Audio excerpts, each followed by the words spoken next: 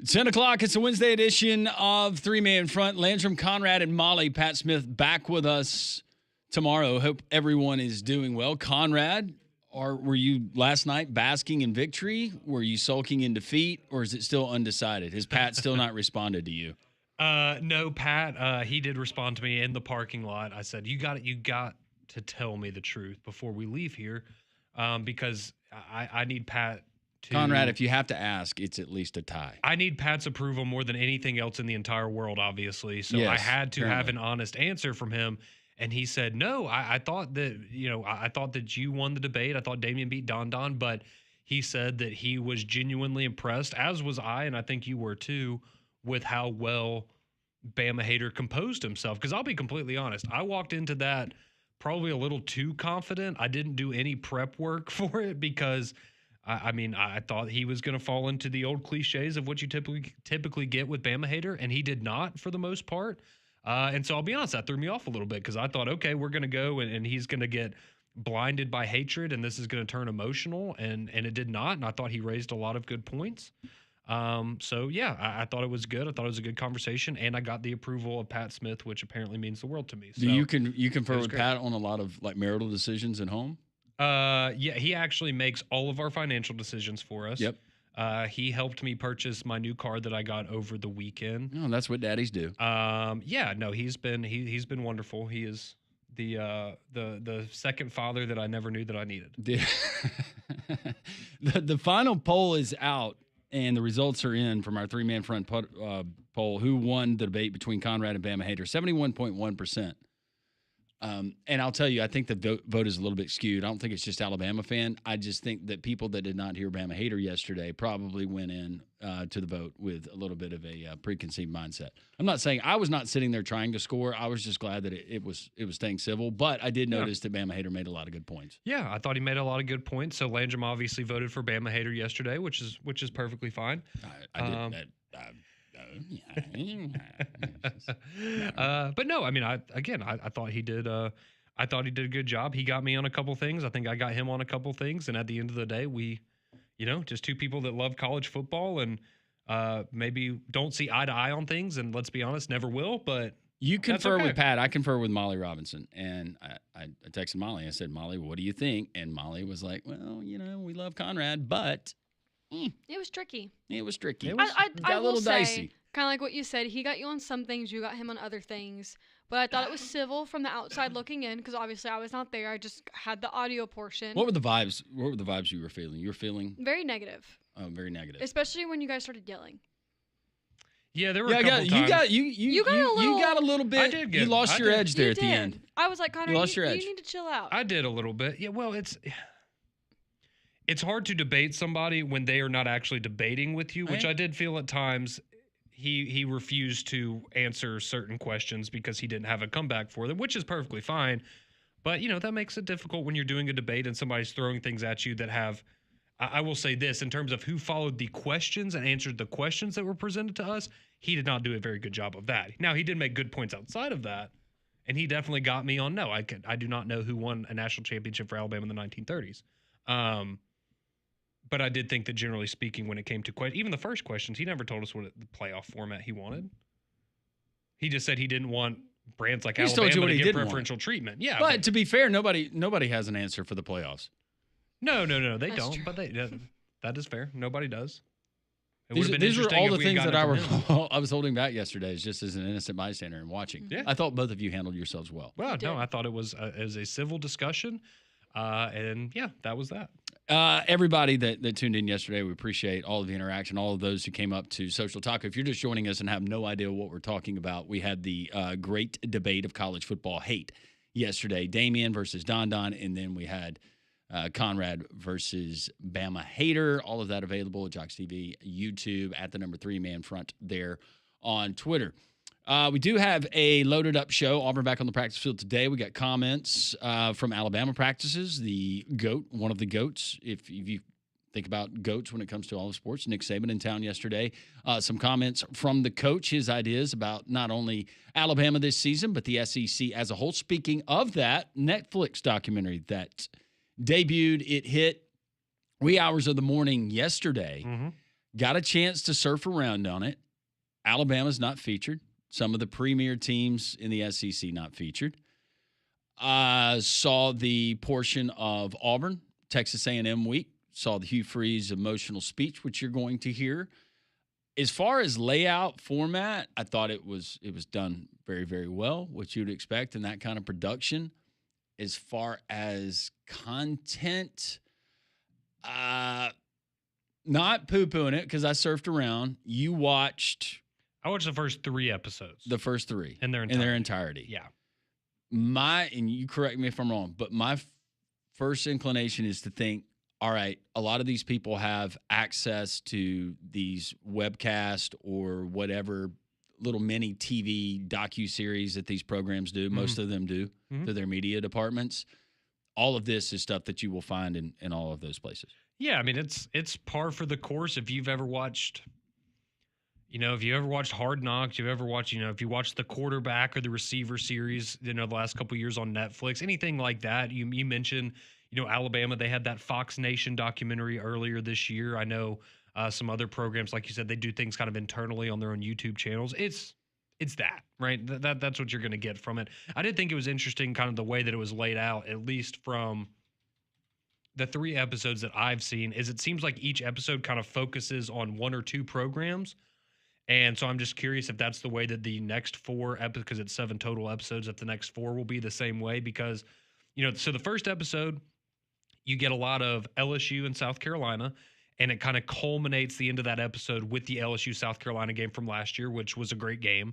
But you got kind of the Shane Beamer, nobody believes in us, I'm still in the shadow of my father, that whole element.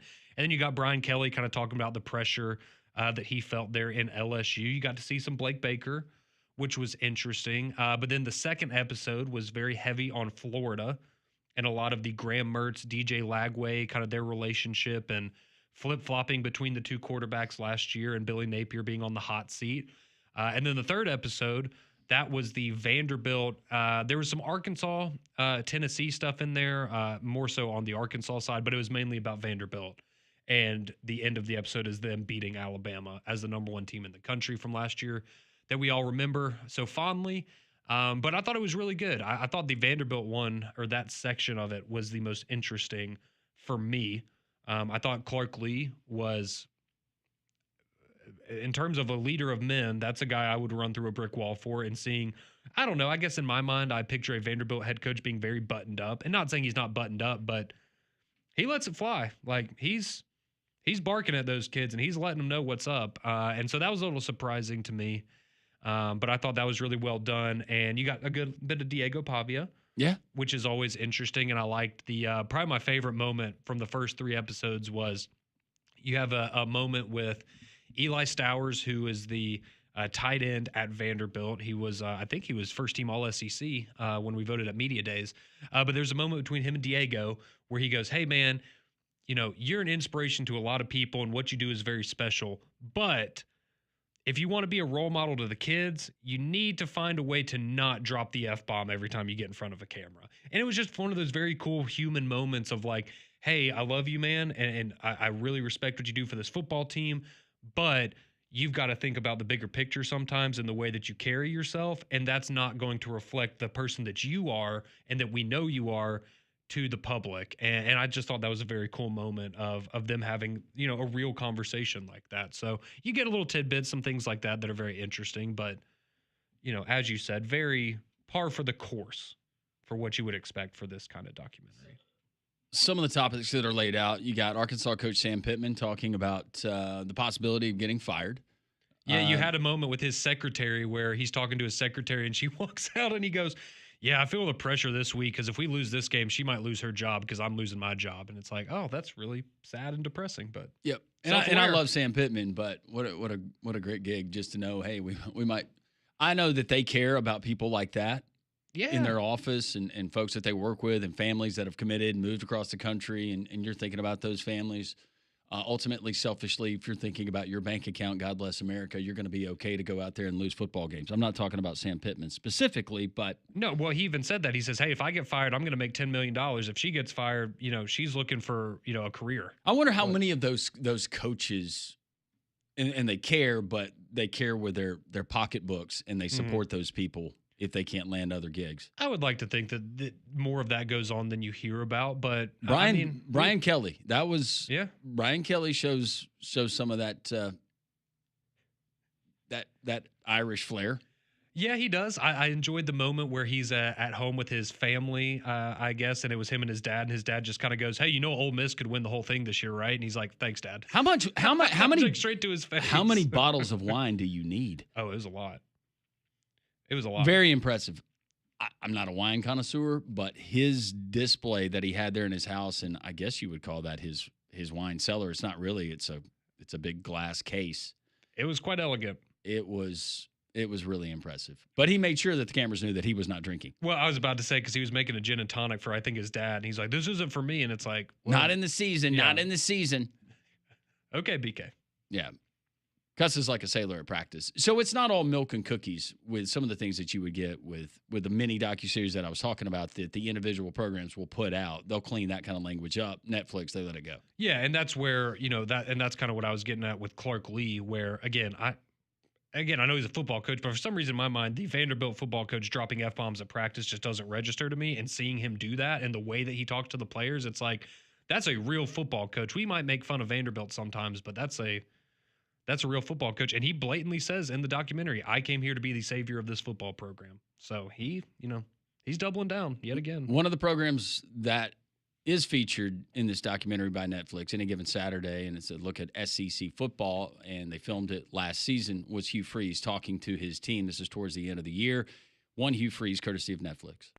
What I'm here to tell you today is, you older guys, I'm sorry, you're not going to get to experience the fullness that's coming to Auburn football. You won't get to experience the fullness of it. Well, let me read you a text that was sent to me. This is from Eugene. If some of us must suffer this year to understand adversity and show these young kids how to handle it and blossom into something for the next season and establish a true standard of winning ways at Auburn football, so be it. Sign me up, and my joy will come from that service.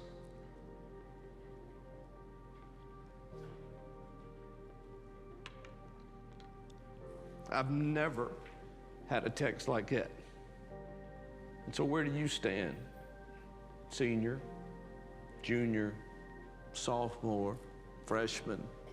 Let's finish this thing the right way. Build for the future.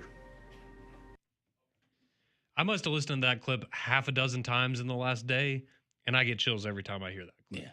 That is a special human being. Football, life, friendship. We need more Eugene Asantes. Absolutely. And yeah, I mean, you could tell, you could hear it in his voice, but if you watch the clip, Hugh Freeze is in tears as he's addressing the team and sharing that. And especially in, we talked about it this morning on Morning Jox, but that has to mean so much more now than it even did 5 years ago, to have a player of his caliber, somebody that, he could have gone somewhere else and played and tried to go and win a national championship, but he understood the situation at Auburn and said, "I want to be a part of that. I don't care if we go 5-7 or 6-6 this year. I don't care what happens, but I want to lay the foundation for something special in the future." And you just don't have a lot of guys like that anymore. So that is outstanding. If you've taken a peek at the new Netflix docuseries that is out on the SEC, football in the SEC, I'd like to hear from you. Text line is open, 205-834-9450. Our Vegas insider, Brian Edwards, coming up at 10:45, will continue to take looks at different angles when it comes to the college football and NFL season. Sean Fox from down in the boot. Big news there, not just LSU in that state, but Louisiana Monroe, and good friend of the show, head coach Brian Vincent, being named the interim athletic director. What does that mean for ULM, their program as a whole, moving forward? We'll talk to Sean Fox about that as well. Also, we're going to get into Darkhorses and some of the unranked teams that could be vying. Well, I guess all teams are vying, but could find themselves in the college football playoff. And from a historical perspective, what does that mean for a team like Auburn? And then with the preseason coaches poll that has come out, what does that mean at Alabama at number 8. We'll get into some of those numbers as well. Yeah, and if you want, you can go ahead and vote in our three-man front Twitter poll of the day, which does go into that dark horse conversation that Landrum just brought up. We asked you, who's your dark horse playoff team for this upcoming season? We gave you 3 options and then other. So you had Auburn, Georgia Tech, Nebraska, and then other, and some of you writing in your own votes. And other is in the lead right now with 49% of the vote. 27% of you said Auburn, 15% Georgia Tech, and about 9% voting for the Nebraska Cornhuskers. That's and we me have and all some, my burners. That's about to say, that's Molly and her burners. But we have some write-ins that we'll share as well. But yeah, you can go vote on that at the number 3-man front. We'll get into that conversation a little bit later. Was that you? Was that your profile, Frosty Scott? I don't want to give it away. I have a couple, though. You do? Yeah. I bet Frosty Scott's one. Frosty Scott Slay. Well, I tried to change it, but Twitter wouldn't let me change it to Frosty Rule. Mm. You know. Okay. Cornflake Girl, 22. That's good. All right, we will get into it. Some of those dark horses, other news you need to know. It's a Wednesday edition of 3-Man Front. Landrum, Conrad, Molly. Glad you're with us.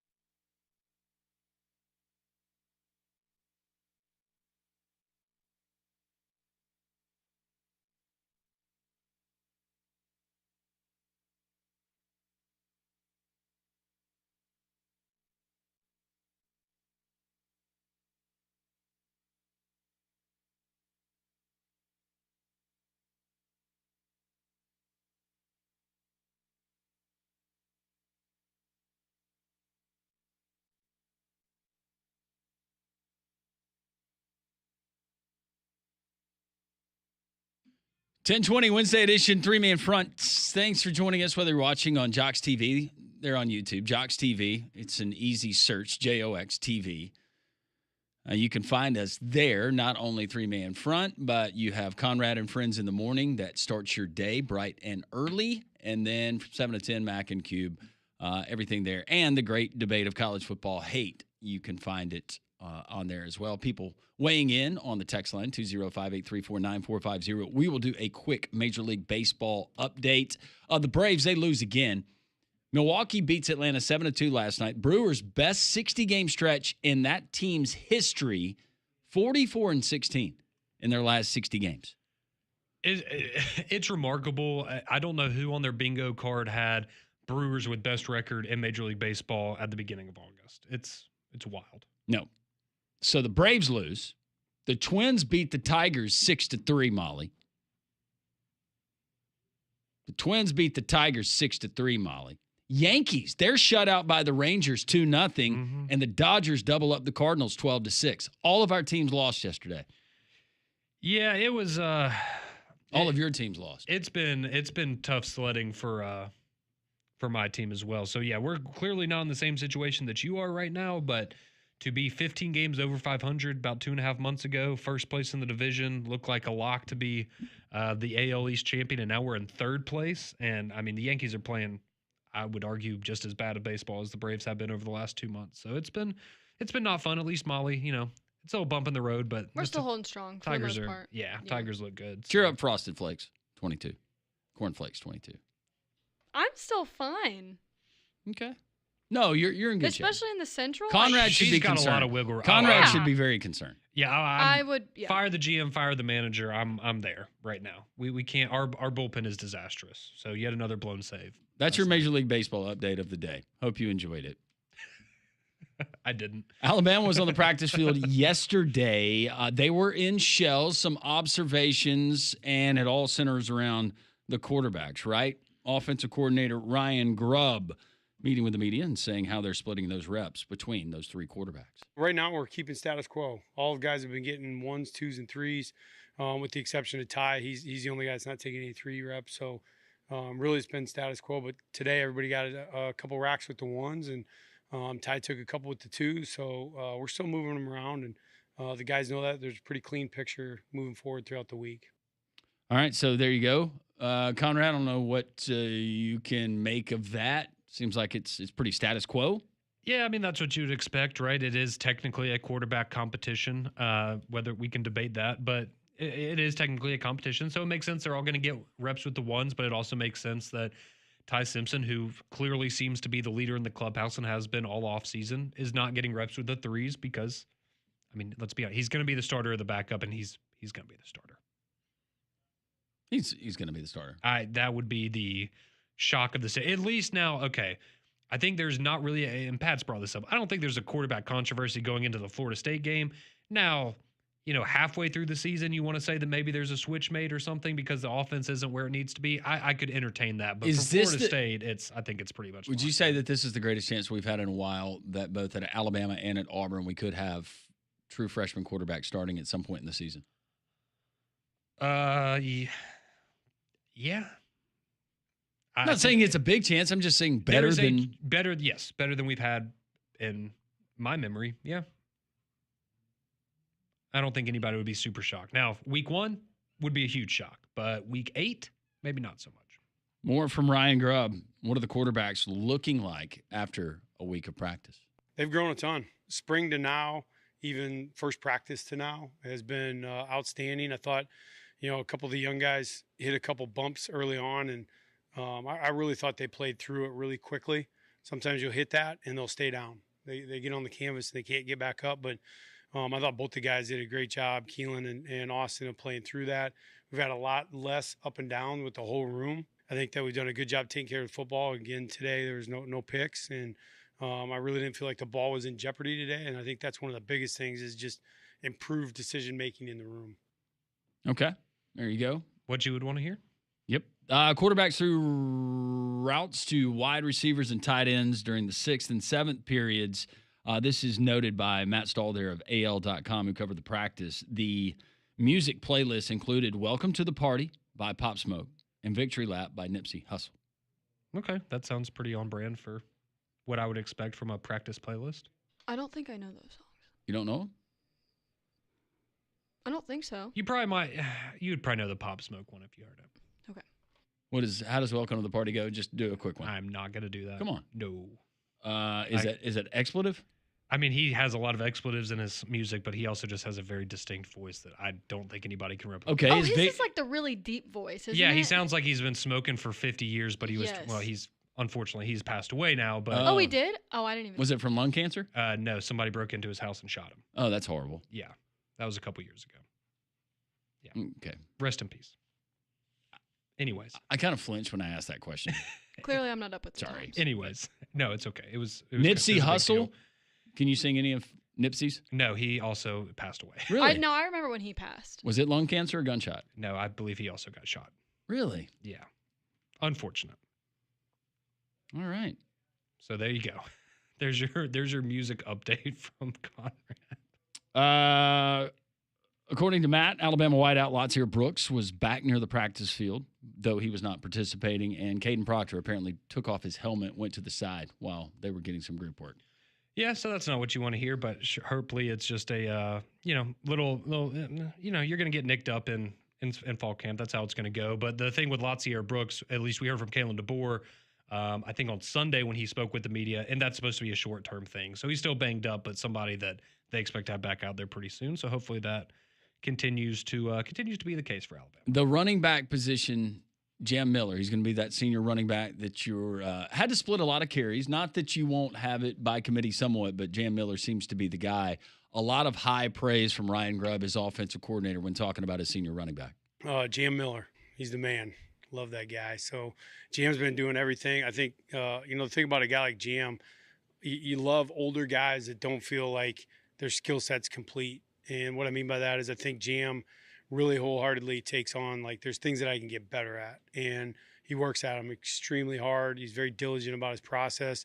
And so he's a good leader in the room. I think Daniel has showed the physicality we thought with exceptional hands. I think Dre's getting better at pass protection, as is Rich. And so those four guys have really shown a lot of growth. And then even A.K. Deere is a guy that, was really swimming this spring and has showed some promise here lately. Normally I don't talk about those younger guys too much, but just been proud about, his progress the last couple of days has been really good.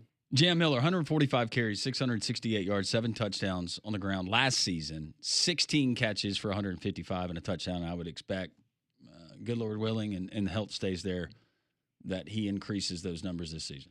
Yeah, I feel like Jam Miller's kind of a tough guy to get a read on last year just because, most of the time when they ran the ball, it was with Jalen Milroe. It wasn't with the running backs.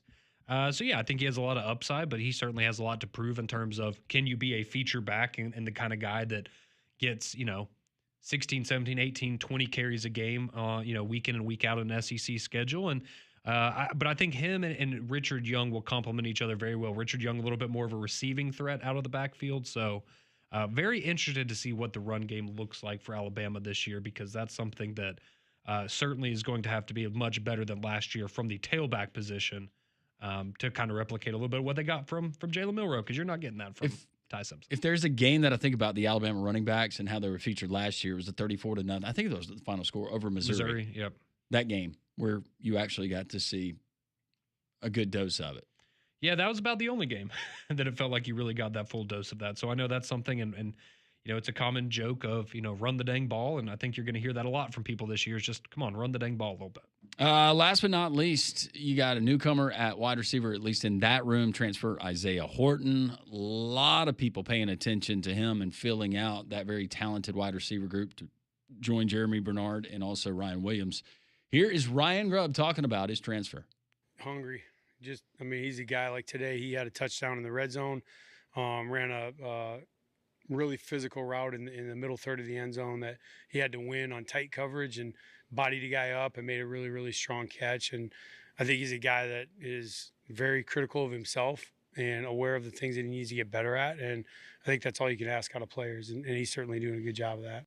All right. We'll talk plenty about Alabama and Auburn and Darkhorses. Speaking of Auburn, could Auburn be one of those teams that has one of those years? Auburn has been one of those programs that has been known to find success.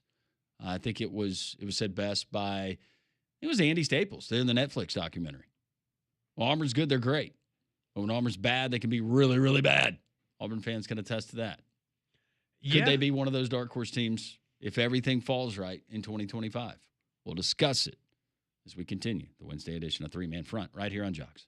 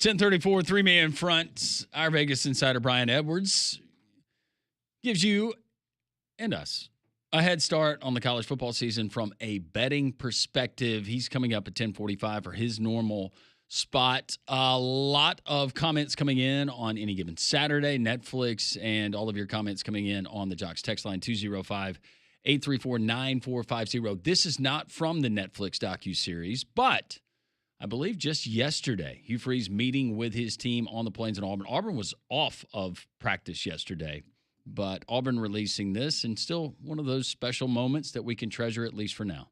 Cameron King. Cameron, who's your homie? Bryce Kane. Bryce Kane. Bryce, you got the homie tag. I love it, man. Where are you from? Ocala, Florida. Ocala, Florida. Who's your hero? My mom. Yeah. Why? She's my number one supporter. You know, this is why I play football, is for her. What year are you here? I'm going to my sophomore year. Sophomore year. What's it like being a walk-on at a place like this? It's honestly a blessing, but at the same time, it's like it's hard. Yeah. Do you think our teammates, we need to be honest about this, do you think they treat you differently because you're a walk-on? Or? Nah.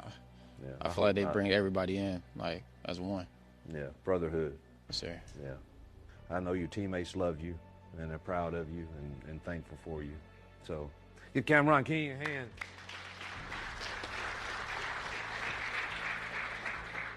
Hey, Cameron, one more thing. Come here. Today, you're no longer a walk-on. You're on scholarship. Did you get chills as an Alabama fan? A little bit. Those moments are always. I did. It's the music that helps those moments too. It does. Well, they have a great production. That team. could have been Dana Holgerson talking to a kid. And you would have cried. I wouldn't have cried, but I would have felt good for the kid. Yeah, no, it's awesome. What does that mean these days, though? You're not having to pay tuition. Yeah. Yeah. Which which is crazy. I'm just saying with the new revenue sharing and reducing the amount of walk-ons that I started thinking, are these moments going to be going away? Well, and you love to, I'm kidding, but you love to think that right after the camera cut off, it goes, so how much NIL does this include? Well, okay. No, you don't hate to say it. It's reality. How much money does that mean for Cameron King and his family? Yeah, and I mean, I'm sure, again, for him, not having to pay tuition, getting to go there on a full ride, that's probably enough. But, you do think there are probably some kids that are like, okay, this is great, coach, but like, what else does this include in that? But I mean, you bring up a good point. Like, how often are you going to get those kinds of moments? And especially as we know, they talked about cutting down roster sizes and eliminating walk-ons altogether. And so you're not going to get those kinds of moments if that comes to fruition. So it's good to treasure them while we get them. We need more of those. I will never get tired of those. Like you said, those are my favorite videos. It could be Montana State, and you could tell giving a kid a scholarship, and I'm going to get pumped up. He started getting choked up when he said it's hard, it's tough, because you're living in a different reality than a lot of these guys. Yeah, and all of these guys, as our listening audience, they know, our viewers, they're not all driving Lamborghinis, talking in a Netflix documentary, rolling around like a Florida quarterback. No, and this kid, Cameron King, he's a wide receiver. He's a walk-on wide receiver, not a walk-on anymore.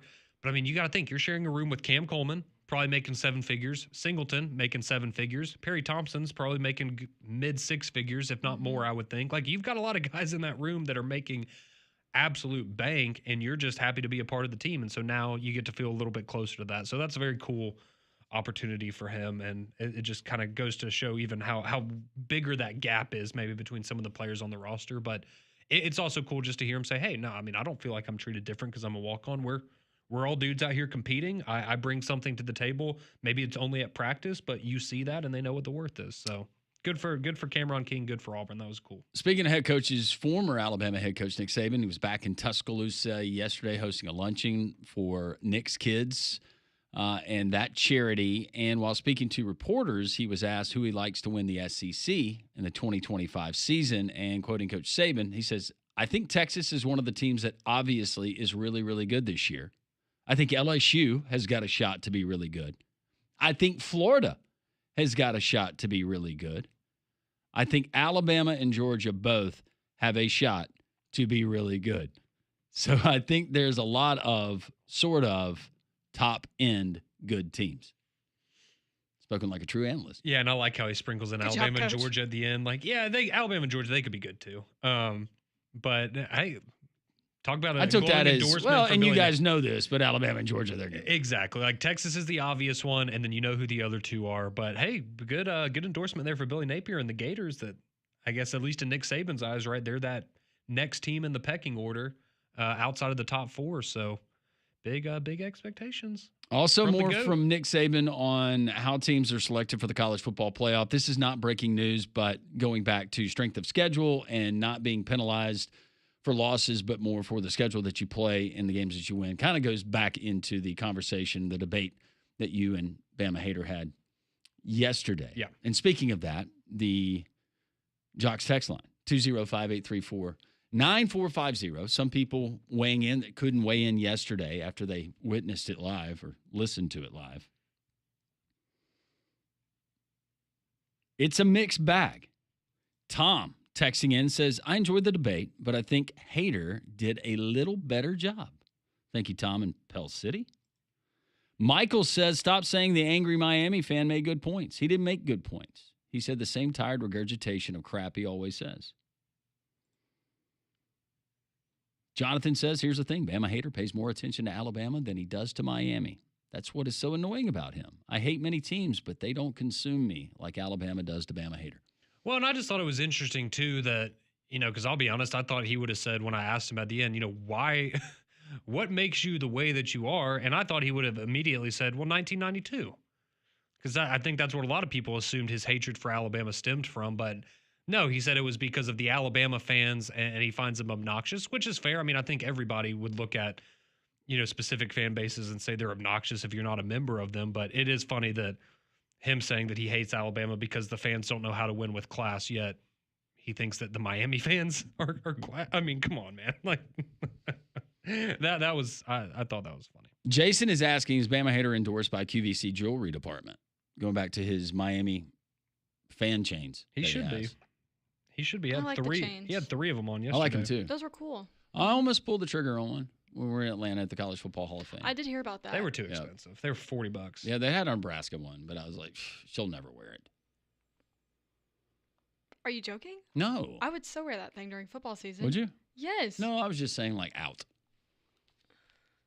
Yeah. I was like, it seems a little big and gaudy.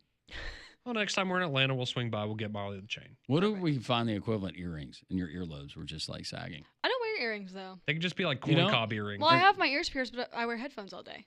So I'd never wear them. That's a good point. I didn't think about that. You thought about a nose ring? No, never once. That'll be your bet. If Nebraska does not go to a bowl game. I will not be getting my nose ring. You have to get a nose ring? I will not be doing that. I felt like we had her there for a second. No. Mm-mm. Going back to Hugh Freeze and the text that was featured in the Netflix documentary. This listener says that text that Hugh Freeze read and got emotional about was a little much. I'm sorry, but it's football, a game. It wasn't about something more serious in life. Those players will get paid and move on eventually, whether they play for each other or the program or not. I took it as more symbolism of life and serving. Yeah, no, I mean, I disagree with that text. And look, I get it. Like, it's football. Not everything that happens on a football field you can translate to real life. But anybody that I just find it hard to believe anybody that's ever participated in organized sports, if you didn't take something away from that experience that you could apply to your life, then I feel very sorry for you because you must have had really bad coaching. Because, I mean, I think there's so many parallels you can draw between sports and everyday life. Somebody asking, what about a nose stud from Molly? Nope. I beat you to it on the text line, but she says no. Only thing that I can say good about Hugh Freeze clips is he doesn't sound like Mr. Monotone. Are we talking about DeBoer? Or are we talking about Brian Harsin? We're talking about Nick Saban. I feel like Brian Harsin maybe was more monotone. Kalen DeBoer is more of a word salad. Brian Harsin, I will say, Brian Harsin had the longest answers to questions and press conferences. Oh. They were awful. He would say the same thing 3 times over in one answer. And I think a lot of it was he was just trying to buy time to get out of there because he didn't want to answer more questions. When I think monotone, I think Ben Stein. Yeah. Bueller, that's a good one. Yeah. Bueller. It's very monotone. Ben Stein. No inflection. Just kind of just. Or the teacher from the Charlie Brown Peanuts. Yeah. That's a good one. Yeah, that's more Brian Harsin. Yeah. How about our new segment? Who got shot today with Little Ugnut? By the way, if you missed that, Conrad's. Yeah, unfortunately, Landrum decided to bring up the playlist of Alabama practice yesterday, and those artists no longer are alive, unfortunately. So, yeah, I really didn't know that about Pop Smoke. Yeah, that was like 3 years ago. It was a big deal when it happened. Oh, but yeah, it was when you were in college, I guess. It would have been a while ago. Damien took it really hard. Damien's a big Pop Smoke fan. Austin says you've lost your mind, Conrad. There's no world that the Yankees have played anywhere close to as bad as the Braves in the last 2 months. I agree. Yeah, I exaggerated a little bit, and he sent the breakdown. I think the Braves I think the Yankees are like 25-34, where the Braves are 20-37-ish, something like that. So you have us beat. More of your texts as we move along throughout the Wednesday show, but it's Wednesday. That means our Vegas Insider. Brian Edwards, get your pen and paper out. Games you need to circle for the upcoming college football and NFL seasons. He's next.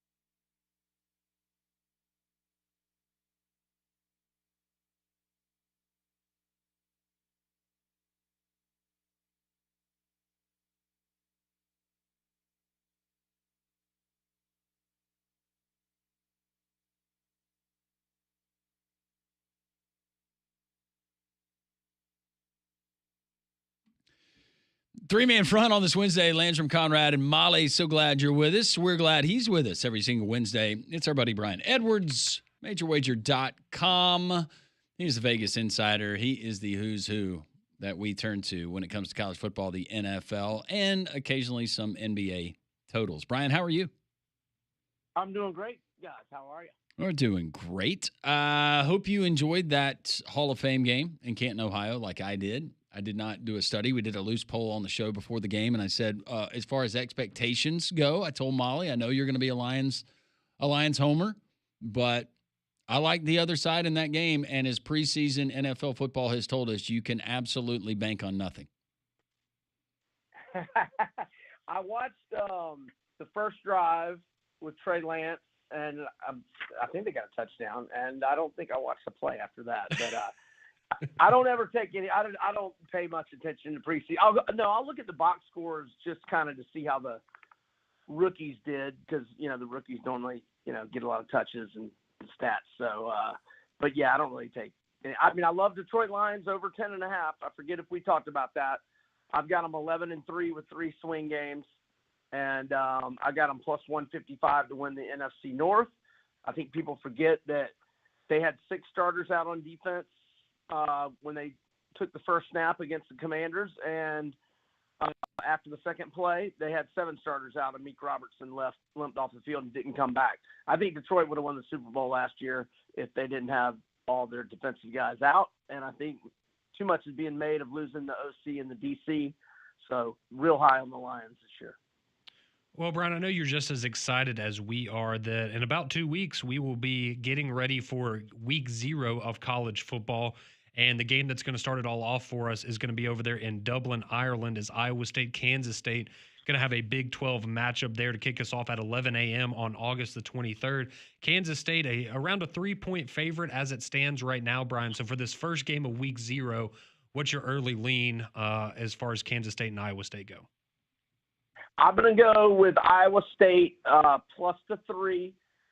You might be able to get some plus 3.5 at some spots. I know one of my accounts had 3.5 this morning, which I liked. I enjoyed seeing that.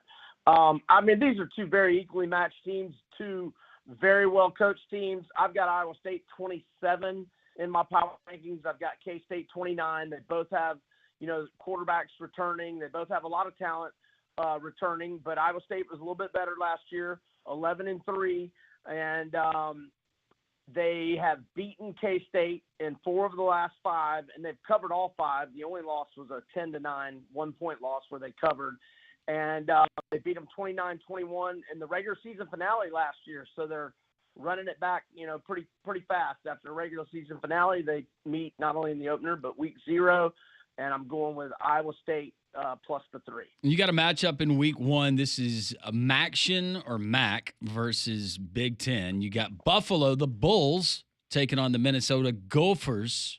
We'll get that game on Thursday, 7 o'clock on FS1. Who do you like in this matchup? Because I love me some PJ Fleck. I'm not. I mean, he's pretty good, but I'm not a big PJ guy. But I don't really. You've never know met him in quarterback. person. You'd run through a wall. No, for him. you're right. I have never met him in person, so I would give him a chance in person for sure.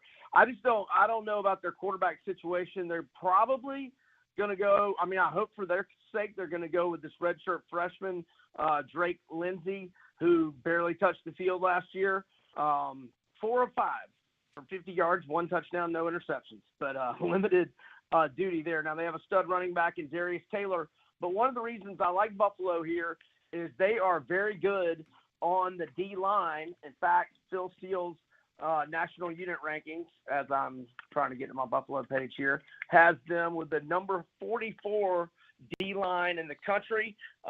They've got 2 linebackers that were all MAC last year, and they've got a defensive end that was second team all MAC. They've got a stud running back, Al-J Henderson, who was third team all MAC last year, 1,078 rushing yards, 9 touchdowns, 5.3 yards per carry average. They've got their best receiver, Victor Snowback, 55 catches, 651 yards, 6 touchdowns last year. They crushed Liberty in their bowl game. They won 7 games by double-digit margins last year. They went 9-4, straight up 8-5 against the spread. 9 starters back on defense, 7 on offense. They only lost 23 lettermen, which is a very low number in the portal era. And they are 7-4 against the spread with 2 outright wins as double-digit dogs since 2020. And going back to 2017, they're 10-5 against the spread with 3 outright wins as double-digit dogs. So I'm going to go Buffalo plus 16. If by chance your number is 16.5,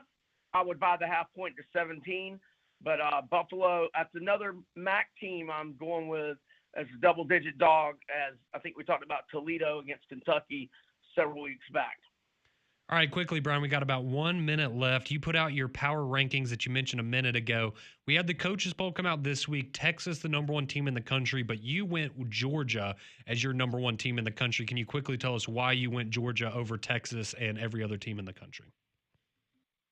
Well, I said there's very little separation between my number 1 and number 9, and I really feel like all these top teams have warts, and even more concerning, only 3 of the top 9 have veteran proven quarterbacks, and Georgia's not really one of them.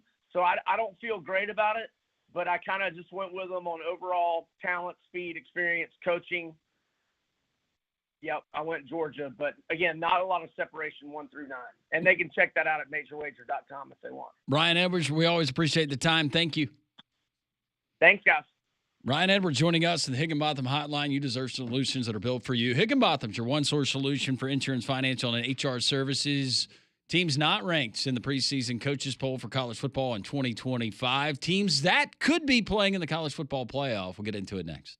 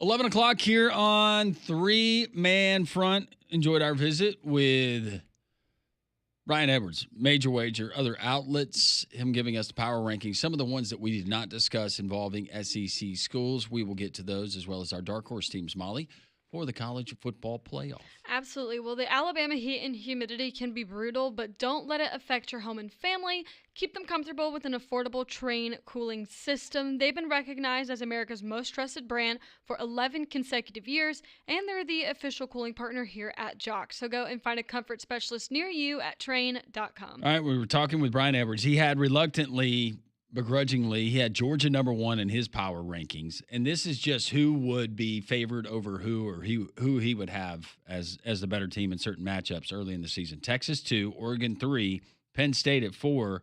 Brian's got Ohio State at 5. LSU comes in at 6. Right behind them, the Clemson Tigers coming in at 7. Clemson 9 starters back on defense, 8 on offense. A schedule that is very manageable. Absolutely. And I'm telling you, the floor for this team, because my brother, he was texting me last night. I told him, I'm not ready to go there just yet. I think Clemson is definitely a college football playoff team, but potentially a title game contestant. Yeah, I think there's 7 or 8 teams that I would feel pretty confident about having a chance to play for a national championship, and they would absolutely be in that group of teams for me. Do you believe anybody is undefeated in the regular season? Are those days gone? Because I heard someone the other day say that the old 12-0 is now the new is 11 is 11-1, or 11-1 is the new 12-0. Yeah, I think in most cases that's true. I think that's pretty spot on. Now, I think I'd be more surprised if a team actually did wind up going 12-0. I say in most cases, absolutely. in most schedules, I could see it playing out. We've seen it with Ohio State having the stumble. We've seen it with Penn State. I'm just going Big Ten right now. Big 12 seems like it would be really tough to navigate and go undefeated. I think it would have to be a group of 6 team. SEC, it's become more challenging because of the schedule and not having the divisions. Notre Dame potentially could be one of those teams. Maybe that's the outlier. Well, I mean, I just go back to, when Clemson was dominating, right? When you could make an argument that they were the best program in all of college football in the mid-2010s. Even they were liable, right? They lost to Syracuse in a regular season. They lost to Pitt in a regular season. Like, there's pitfalls for all these teams, even when they have what looks on paper at least to be easy schedules. So, yeah, I mean, you will have undefeated teams every now and then, but I don't think it's going to be a case where every single year you have at least one power team that goes undefeated. I think that's going to be the outlier is when that happens. Brian has Florida at number 10 in his power rankings. Shocker. Texas A&M 11. Ole Miss 12. Ooh, Texas A&M 11. Yep. We're getting doing it some again. love. Doing it again. Yep. They're doing it again. Yeah, they are. I'm not ready to do it again. No, me neither. I think 9-3 is the ceiling for that team. And that would be great because we missed their special day the other day. It was August 4th. I was gonna say, did you guys see all the tweets about Texas A&M Day? Yeah, Texas 8-4. Were the milkman? Did they have a dance? Did they choreograph something? Do. They should. That's their standard now. What are they doing in the this is summertime, Molly? You've been a part of dance I'm sure they're practicing, practicing. going over all the routines. You all think their they have cheers. retreats?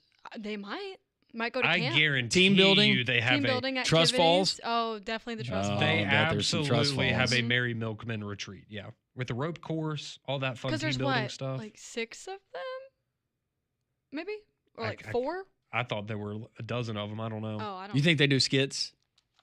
They have like skits they have to put together.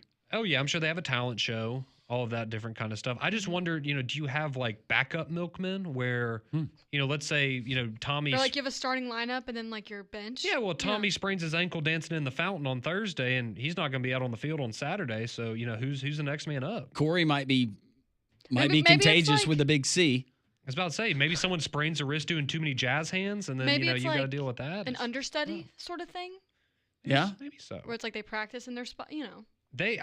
I will say this: the one thing I do know about it is that apparently it is a great honor It is. Yeah. in their They'll tell you about tradition. It is a very big deal. If you are the yell It's leader, a huge deal. yeah, it is. I don't think big time. over time yell leaders have been created equal. In just my outside, I don't know. I'm not a part of I was about to say cult. I'm not a part of that program, but I'm not I'm not casting everyone. I just think that the versions of the Milkman we've been getting the last couple of seasons maybe haven't been up to standards of years past. No, I'm not saying up to the standards. I think they've maybe taken it up a notch. Oh, with a little more flair, a little more There's a little more flair, a little more jazz hands. There's to this group that we've seen, pizzazz. the new More like era. cartwheels, or Well, they love them. Some Taylor Swift. they do. Continuing with the list, Brian has Illinois at 16, Indiana at 17, Oklahoma 18, Tennessee at 19, South Carolina at 20. A lot of SEC love. Rhett Lashley and SMU at 21. Auburn comes in at 22, and right behind them, the Baylor Bears at 23. That's funny. That's just like the coaches poll where they're right next to each other, 31 and 32, and Brian has them a little higher, but same position. Missouri coming in at 24, and Georgia Tech at 25. Other notables that he does not have in his top 25, he does not have Kansas State, and they're in the preseason coaches poll, I think coming in at number 20, somewhere around there. Yeah, they were in the top 25. No Iowa. No Iowa. In his top 25. Smart man. They come in at number 33. He does have at number 28, though, Vanderbilt. I thought you were going to say Nebraska. Nope. Nope, not 28, 38 for Nebraska. We'll take it. Right behind USC and Lincoln Riley. That's fine. Wisconsin is right behind Nebraska. Well, Wisconsin. Virginia Tech at 40. He's got Kentucky at 42. Okay. So this feels mean, but we have to talk about it. Okay, so if Kentucky's at 42, he has Boise State at 49. I get it. Boise State doesn't play in the SEC. If they play in the SEC, that it would be a different story. I would probably take Boise State over Kentucky on a neutral field. Like, yeah, I don't know if that's crazy or not. So, I think it's crazy. That's a lot of that's some love for Kentucky. Usually, you would take Boise over Kentucky, right? Is that what you said, or did you say the reverse of that? No, I would take Boise over. Yeah, Kentucky. I would too. Yeah, a lot of blue. A lot of blue, especially they play that in Boise. That is a lot of blue. I just thought that was interesting. So that's Brian Edwards' Major Wager 50 preseason college football power rankings. But going back to rankings and teams that, whether they're included in the coaches poll, we'll get the AP poll that comes out, is that next week? On Monday, yep. But interesting from our friend Kevin Skarbinski, I saw this stat, and I don't know if you saw it, Conrad, that he put out, but Alabama being ranked in the preseason coaches poll at number 8. Do you know what historical significance? Outside of the fact that it's their lowest ranking since 2008, is it different than that? Well, it's just a team ranked 8th or lower. Oh, has never won a national championship or something like that? Since 2013, which would have still been the BCS era, and that year, we remember, Florida State did it. Mm-hmm. That was the last team ranked outside of the top 8 to win a national championship? Yeah. Okay. Well, and I mean, I'll be the first person to say this. Do I think Alabama is one of the teams that... That's where I was getting at. ...has the potential to compete for a championship? I do think they have the potential to do that, but that would not be my prediction at the beginning of the season. I think you should be looking at playoff and maybe win a game or two in the playoffs, and anything other than that would be the cherry on top. But I know some people are championship or bust, but that's an interesting stat there. Some motivation potentially if you're Alabama. But and it's like, and this is different than that, but I mean, the last handful of years too, right? We've had these teams that kind of come out of nowhere that are unranked, and then they find themselves in the playoff that you never saw coming. So maybe a little bit of that parity and some of those stats and things will go away with the new era of the college football playoff. But I still like Alabama at 8. I know we talked about it the other day. I think that's a good spot to be. You don't have the weight of the world on your shoulders, but still high expectations. Yeah. What are the expectations for the teams not ranked in the preseason coaches poll? We'll get to those, and who some believe could be vying for one of those college football playoff spots when it's all said and done. We'll do it next. 3-Man Front, the Wednesday edition here on Jox.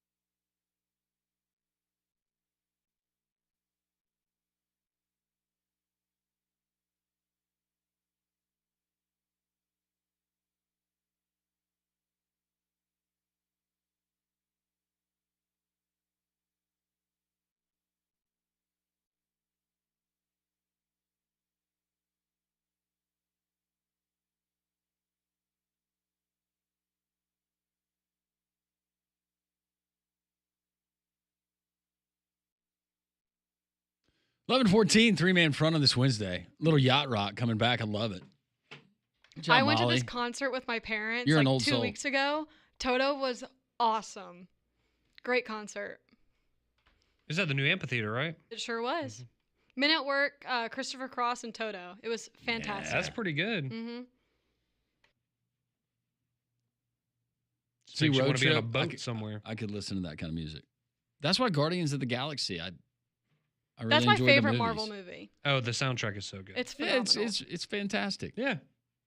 It's just full of old songs. And it's funny because people my age, listen to them and like, man, this song's awesome. And then, you have like your parents who are like, yeah, this is what I listened to when I was your age. This is what was popular. And it's all cyclical.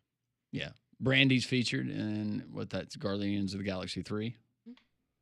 That's it. Oh, yeah. That's a good series that I Good just picked up and watched all 3 within the last 2 weeks. I've only seen the first one. Because I went on the ride first. What song did you get? Okay. I could have told you had you not asked me because they all kind of blend together now. That's okay.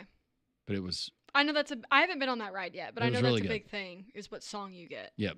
And So you get different song from the soundtrack. I guess like they just cycle through it for every. One of them is Tears for Fears, like Everybody Wants to Rule the World. I think another one's Conga, which that would be an awesome song to get, I think. what's another one? Keep naming them. Oh, I think there's a Leonard Skinner song on there. But I think that was it. I think no, maybe there's not. I don't know. Maybe I made that up. I didn't know they did that. So I guess it's kind of like the Rock and Roller Coaster a little bit where you got the Yeah, music that yeah. would go along with that. Well, like the old one that was at Universal, where you got to pick your song. Except this one, you don't get to pick. It's just random. It's just random. Yeah. That would be really good. Oh, so was it Freebird? Maybe. But that was definitely not the song. Okay. That'd be a cool song to have while Imagine you're on a listening ride. to Yeah, you it. got the Freebird guitar solo going. Yeah. I did a deep documentary YouTube dive on the building of the ride, and it's inside of this huge building. And it's a ride where you're going to do it with the lights off, but they turn the lights on just to show the coaster and everything that was involved. It was really cool. Have you ever seen Space Mountain with the lights on? One time when I went, they let you ride it with the lights on. Really? And it's terrifying because you The realize track is so close to you. I was about to say, you Yeah. realize how close you actually are to hitting something. Mhm. If you're, I mean, again, I know it's all safety regulated, but I'm like, man, if I was a few inches taller, I would be petrified to be on this thing. It is very Yeah. cool to see how it works, but it's like, I don't know, this is a very random thing. But when I was a kid and you'd go to the IMAX, before the IMAX, they would like take the screen away and they'd show you like, Yeah. these are all the speakers and everything. That terrified me as a kid. Okay, So I be know like, the song now. Okay. Oh, Oh, Earth, Wind, and Fire. That's it. Okay. Oh yeah, The September. 21st night of September. Yeah, that was it. That was the song. That'd be a great one for the Yeah, so you go forward, and then they send you back in reverse. That is a wonderful song. I like Earth, Wind, and Fire too. The ride's really cool too. I saw Earth, Wind, and Fire was at a Sabrina Carpenter concert. Yeah, Lollapalooza. Oh, that's what it was? Mhm. That's very cool. SEC basketball schedules have been released. First, Conrad, the Alabama Crimson Tide. Who will Nate Oates and the Tide be facing this season and when? Yes. So we will start off. We'll go through this quickly. So at home, you're going to start off SEC play January 3rd against Kentucky. So that's going to be a great game to start off SEC play. Then on the road at Vanderbilt, at home against Texas, on the road Mississippi State, on the road Oklahoma, Tennessee at home, Missouri at home, on the road at Florida, Loss. Texas. Yeah, I not mark that as a doing loss right now.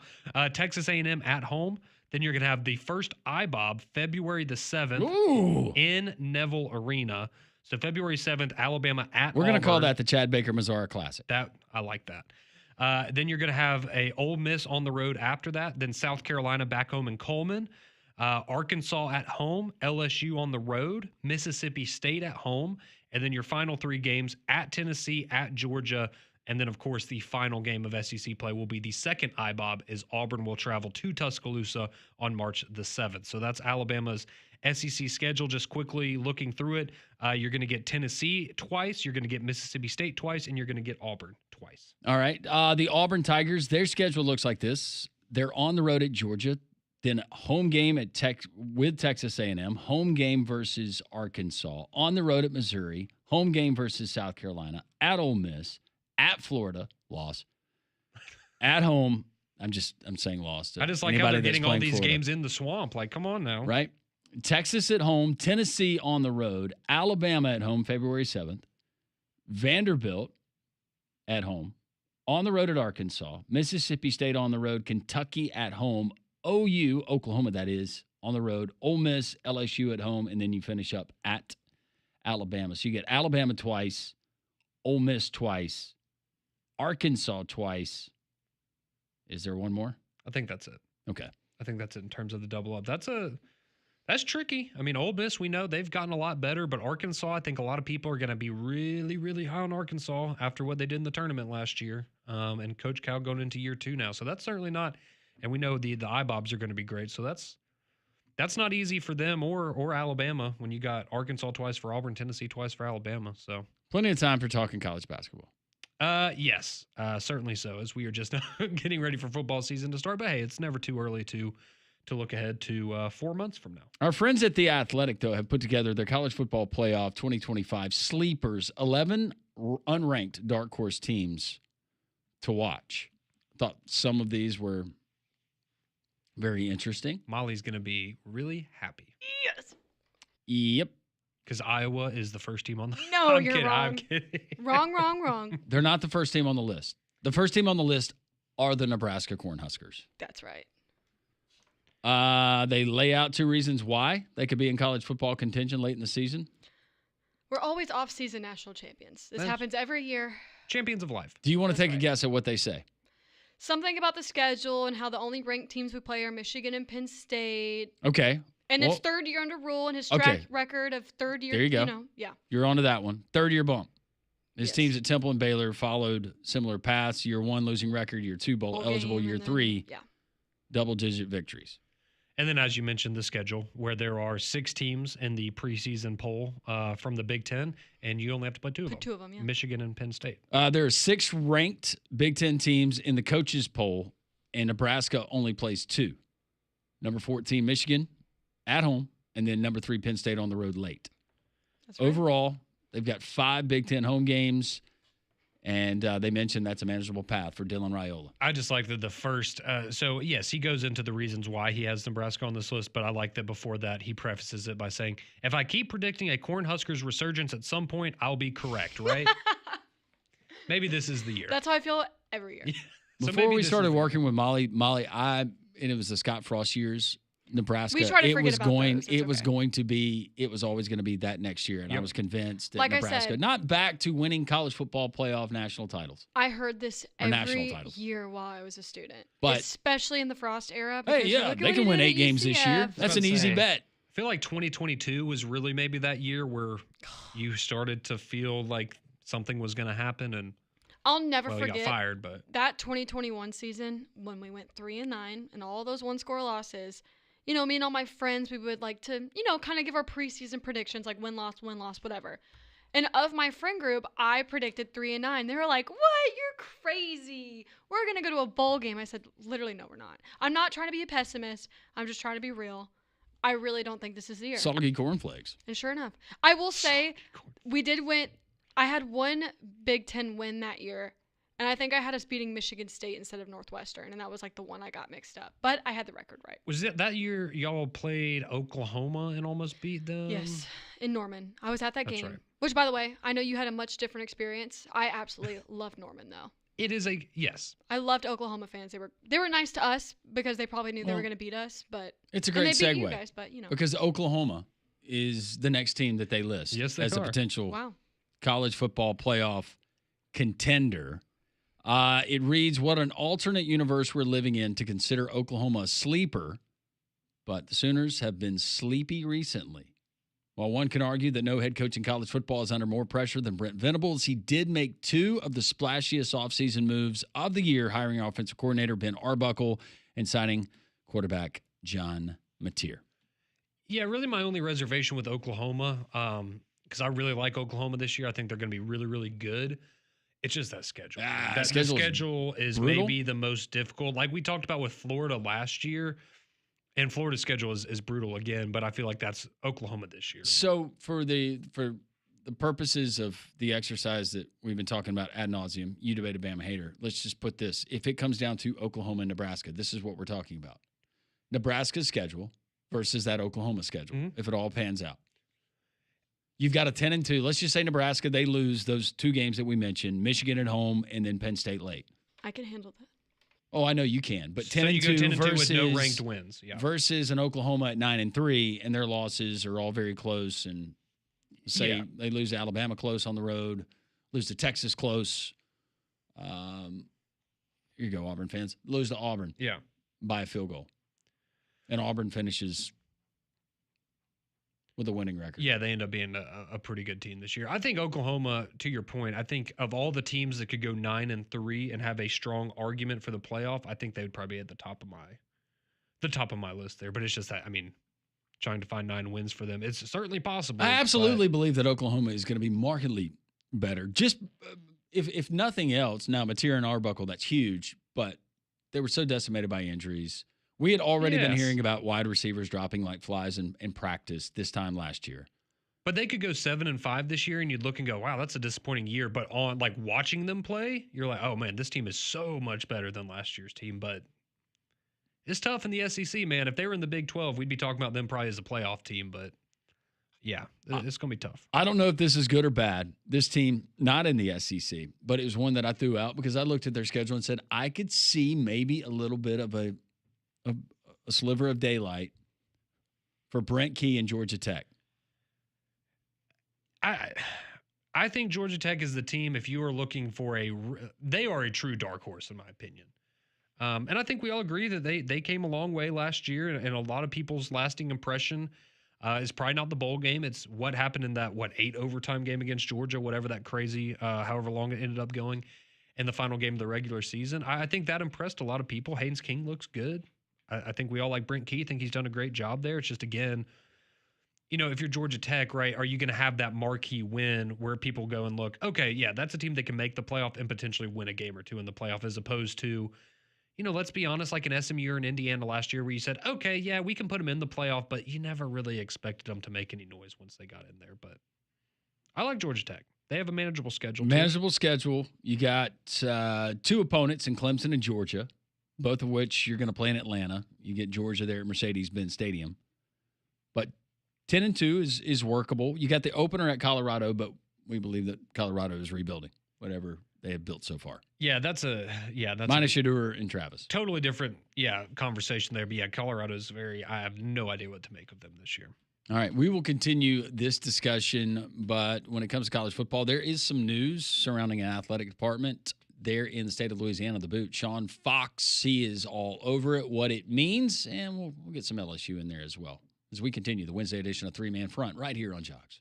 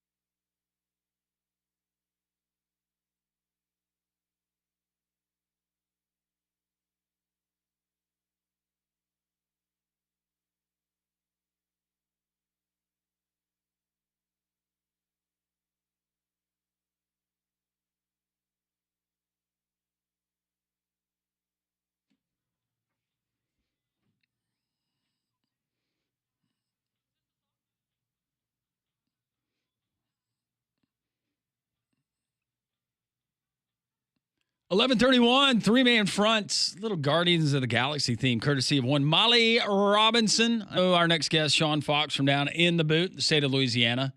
He can get down to that. Sean, you jamming out while you're waiting on hold? Dude, I was about to say I appreciate the Earth, Wind, and Fire coming in today. That's awesome. I love some yacht rock. Dude, absolutely. It's one of my favorite genres of music. Yes, all about the yacht rock and the 80s music. That's Molly's playing the hits today. In Northeast or in northern Louisiana, I should ask. I know what the weather has been here. In the last couple of days, have you had to break out anything long-sleeved?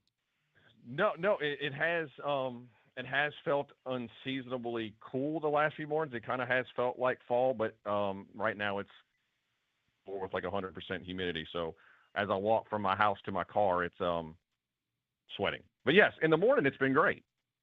Welcome back. Which is rare here. Welcome back, summer. Yes, that's right. College football season, ULM, we'll get into that. But that is not really the big news that's been coming out of Funro, as you call it, Monroe, Louisiana. Some news with the athletic director, John Hartwell, who drove over, if I remember, to Orange Beach to have an initial meeting with Bryant Vincent. And they drove back to Monroe before Vincent officially accepted the job. He is out.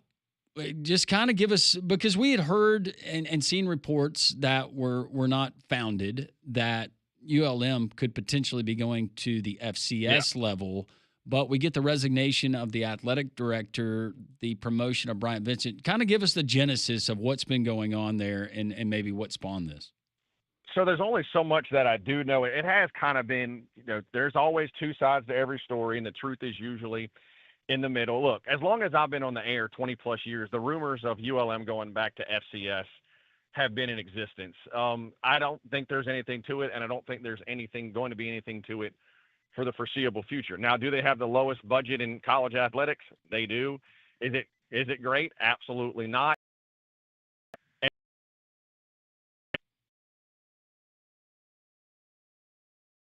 Out there, million wasn't was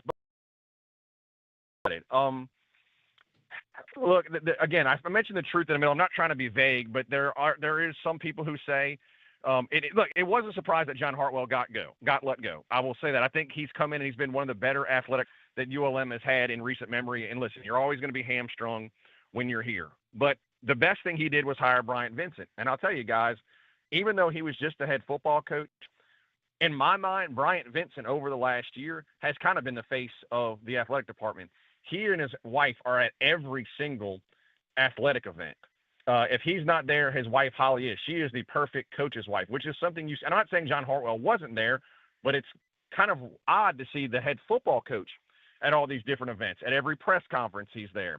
And I'll tell you, I've seen him give plenty of fundraising speeches, and he's gotten people who are not ULM people to get, for example, he went to one recently, and a former LSU football player stroked a check.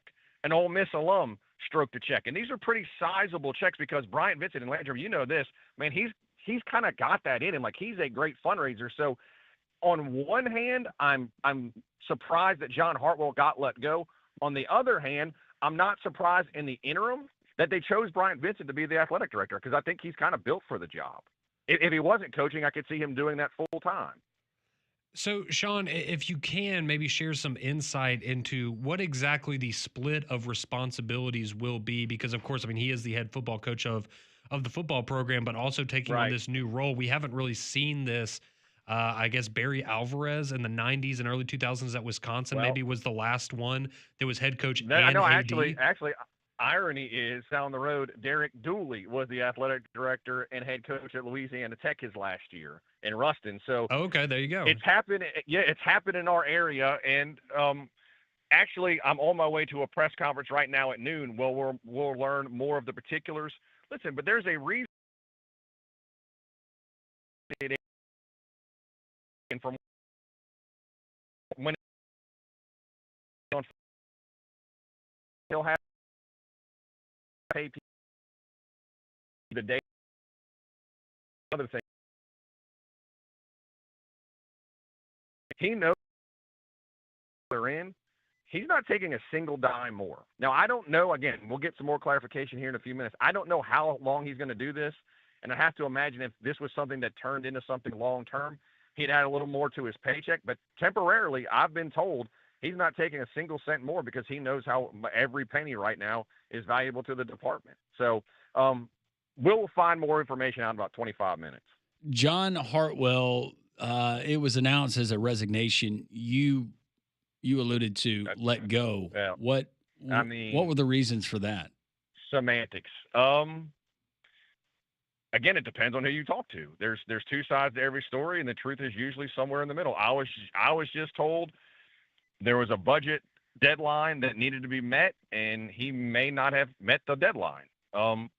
I've also been told that he said the new president said you need to cut so much money. He said he wasn't going to do it and quit. Again, truth is probably somewhere in the middle. But I'll ask you this. When is the last time you've seen a person resign and it happens just like that and they're done overnight? Usually when things like that happen, hey, they're going to work the next 2 weeks, the next month. This is very odd that they resigned and it happens on the spot. I agree with you totally on that. Yeah. So looking at the football side of this for a minute, Sean, I know this is, it's certainly a bit of change for the program and for Coach Vincent, but this is a team, they started off 5-1 last year, had a lot of momentum. Then unfortunately they lose their last 6 games in a row. What can you tell us maybe the expectations for ULM this year on the gridiron? Well, they are at least to match what they did last season. Now, they did lose one of the best running backs in America, and yes, I do mean America, and Ahmad Hardy. And I think SEC fans are going to see that at Missouri this upcoming season. That's where he transferred from. But one of the things, and you guys know this from his time at UAB, Bryant Vincent's teams have always been able to run the football. I don't expect that to change anytime soon. In fact, while you might not have an Ahmad Hardy in the room, I do think the room is much deeper. Most of the offensive line is back. The starting quarterback is back in Aiden Armenta. And this was one thing that really was their downfall last year. The passing attack was almost like a trick play. They could run the football all day long, but when they were forced to throw the ball in 3rd and long, they just couldn't do it. If they could have any kind of balance in the passing attack or in the offense with a little bit of a passing attack, I think they can duplicate what they did last season. They did lose some key players to the portal. They probably lost their best defensive player, Wyatt Williams, the safety to Ole Miss. They lost Ahmad Hardy, running back, to Missouri. But they actually had the most retention of anybody in the Sun Belt Conference. So they kept most of the staff together. They've got the most retention. So I think expectations are to at least duplicate 5-7, if not take another step, go 6-6 and go bowling. However, and we kind of talked about this on my show yesterday, if he is the interim AD during the football season and they slip up, well, what do you think the first thing people are going to say is, would this have happened if he wasn't trying to do 2 things at once? So that's going to be the fascinating thing to watch. I just kind of look at it as you're playing with house money. If you've had some extra responsibilities, not that Bryant Vincent would be looking at it. I want to go back to the running back, Ahmad Hardy. That's a guy, if I remember, from Monticello, Mississippi, that they found in the recruiting process. No other FBS offers for that young man. There were some community college, some junior college offers. He goes and he sets the world on fire in his freshman year. I know that he had offers from, and I don't even know, I might be speaking out of turn, from Oregon, but Missouri. But just to kind of give you an idea of the nature of NIL, the transfer portal, you go, you find a gem, you find that diamond in the rough, and he's there for a year because the money's just too much. It is, and I've heard it was close to $1 million of what he got. I can't verify that, but it wouldn't surprise me, the money that's been thrown out there. But this is, and again, I think this is a testament to Bryant Vincent. He's using this to his advantage of come in and do what Ahmad Hardy did and go get your money and leave. I think that's being realistic in where G5s are, especially at ULM. You're not going to be able to keep a guy who goes off. And I tell you how it worked. ULM got a 4-star running back, something they would have never gotten before, and Deshaun Ford out of Opelousas, Louisiana. And the promise was, and he said it when he signed, I want to be the next Ahmad Hardy. They're using this to their advantage. Yes, it sucks for college football fans who are not at LSU or Alabama, although it does happen to those schools, just not as much, to have a guy and you fall in love with him and he goes elsewhere. But again, I think that's a testament to Bryant Vincent being realistic, man. Use that as a recruiting pitch, and it's already helped him get players that ULM wouldn't normally get. Well, speaking of the transfer portal, Sean, we can talk about the other team there in the state of Louisiana, that being the team in Baton Rouge. in LSU. They had the #1 transfer portal class of any team in the country this offseason. So how excited should Tigers fans be for what that recruiting class or that portal class could mean, particularly on the defensive side of the ball for LSU this upcoming season? Well, if not now, when? This is Brian Kelly's best team top to bottom. Now, you might not have a Jade Daniels or, two stud receivers like they had in Brian Thomas and Malik Neighbors, but I think it's the deepest that they've been. Garrett Nussmeier's second year, one of the best returning quarterbacks in the system. I do think in the country. I do think the wide receiving room as a whole is deeper. They've got a really special player in tight end Trey Green. I think he's going to have a monster season. I think Caden Durham could be one of the best running backs in the SEC. Question marks along the offensive line. You got to replace 4 or 5 starters, but defensively, this is by far Brian Kelly's best team defensively. Blake Baker's second year in the system. They've got some elite pass rushers, guys. Jack Clyburn, who transferred from Florida, has had a monster camp. The kid, goodness gracious, I just forgot his name. The kid who transferred from Florida State, who was the ACC Freshman of the Year. They've got Mansour Delane, who I think has the potential to be a first-round pick at the cornerback position. I'm not saying DBU is back, but I'm saying it's the closest it's been in a long time. The only thing I worry about, again, is the offensive line, and I don't know if this is a testament to the defensive line. Is that much better, or the offensive line's got ways to go so far through camp? On 7-on-7, LSU, Garrett Nussmeier is amazing. But when they go to 11-on-11, he has almost zero time to pass. And I don't know if that's because LSU's defensive line has improved so much or this LSU offensive line has so much room to grow.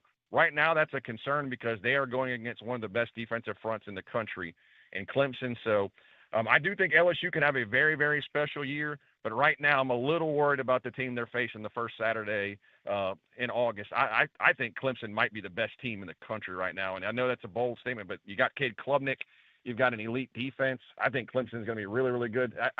I'm about ready for LSU to start with some kind of easy game because these games like this to start the season are putting you behind the 8 ball. And I think of all the games that Brian Kelly's had so far, this is by far the toughest. So if that offensive line improves, I think they can have a very, very special season. I'm with you on Clemson. I'm not ready to pull the trigger on them winning a college football national championship again, but I certainly think that they're going to be in the conversation. 17 guys returning. You got a lot of guys that are returning, but those guys that have actually bought in, and criticism, some of it deserved for how Dabo's gone about it.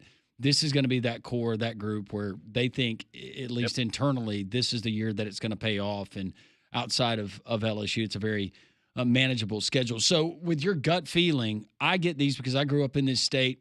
I've been watching teams in this state since I can remember watching college football. I get these gut feelings a lot of times, like this could be a special year. You there in the state of Louisiana, does it feel like it's going to be a special year, or are you looking at it more like, it's got the potential to be? I grew up as a Saints fan, so I'm an eternal pessimist. Yes, you are. I think the sky's always going to fall. So I think this could have a talented team, but they've put so much emphasis on this first game, more than ever before. In fact, they used to have a wall that had LSU's entire schedule on it. Right now, there's just one game, Clemson. There's Clemson Tiger Paws all over the weight room. Like, they are so all in on this one game, which is great. The problem is, what happens if you lose? What's the mindset going to be then? But is this a talented team? Absolutely it is. It is talented enough to win a national championship. Whether or not they do it, again, I'm an eternal pessimist being a Louisiana fan. Are they serving food at this press conference you're going to be attending in 15 minutes? Let me tell you, the press conferences here, we rarely get food anymore. And that's like, well, that was one of the perks of having this job because we know it wasn't money. But no, I would doubt they have food. They fed us well when we came down there. But yeah, well, they probably like y'all more. We take care of our visitors. We don't take care of our own. Get it, Sean. We know you got stuff to do. Thanks for taking time to jump on them with us today, always, and we'll guys. talk to you, I'm sure, before the college football season starts.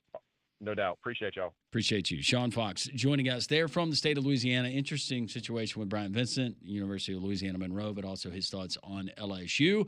More dark horse teams that could be making the college football playoff. We'll get to it next on Three Man Front.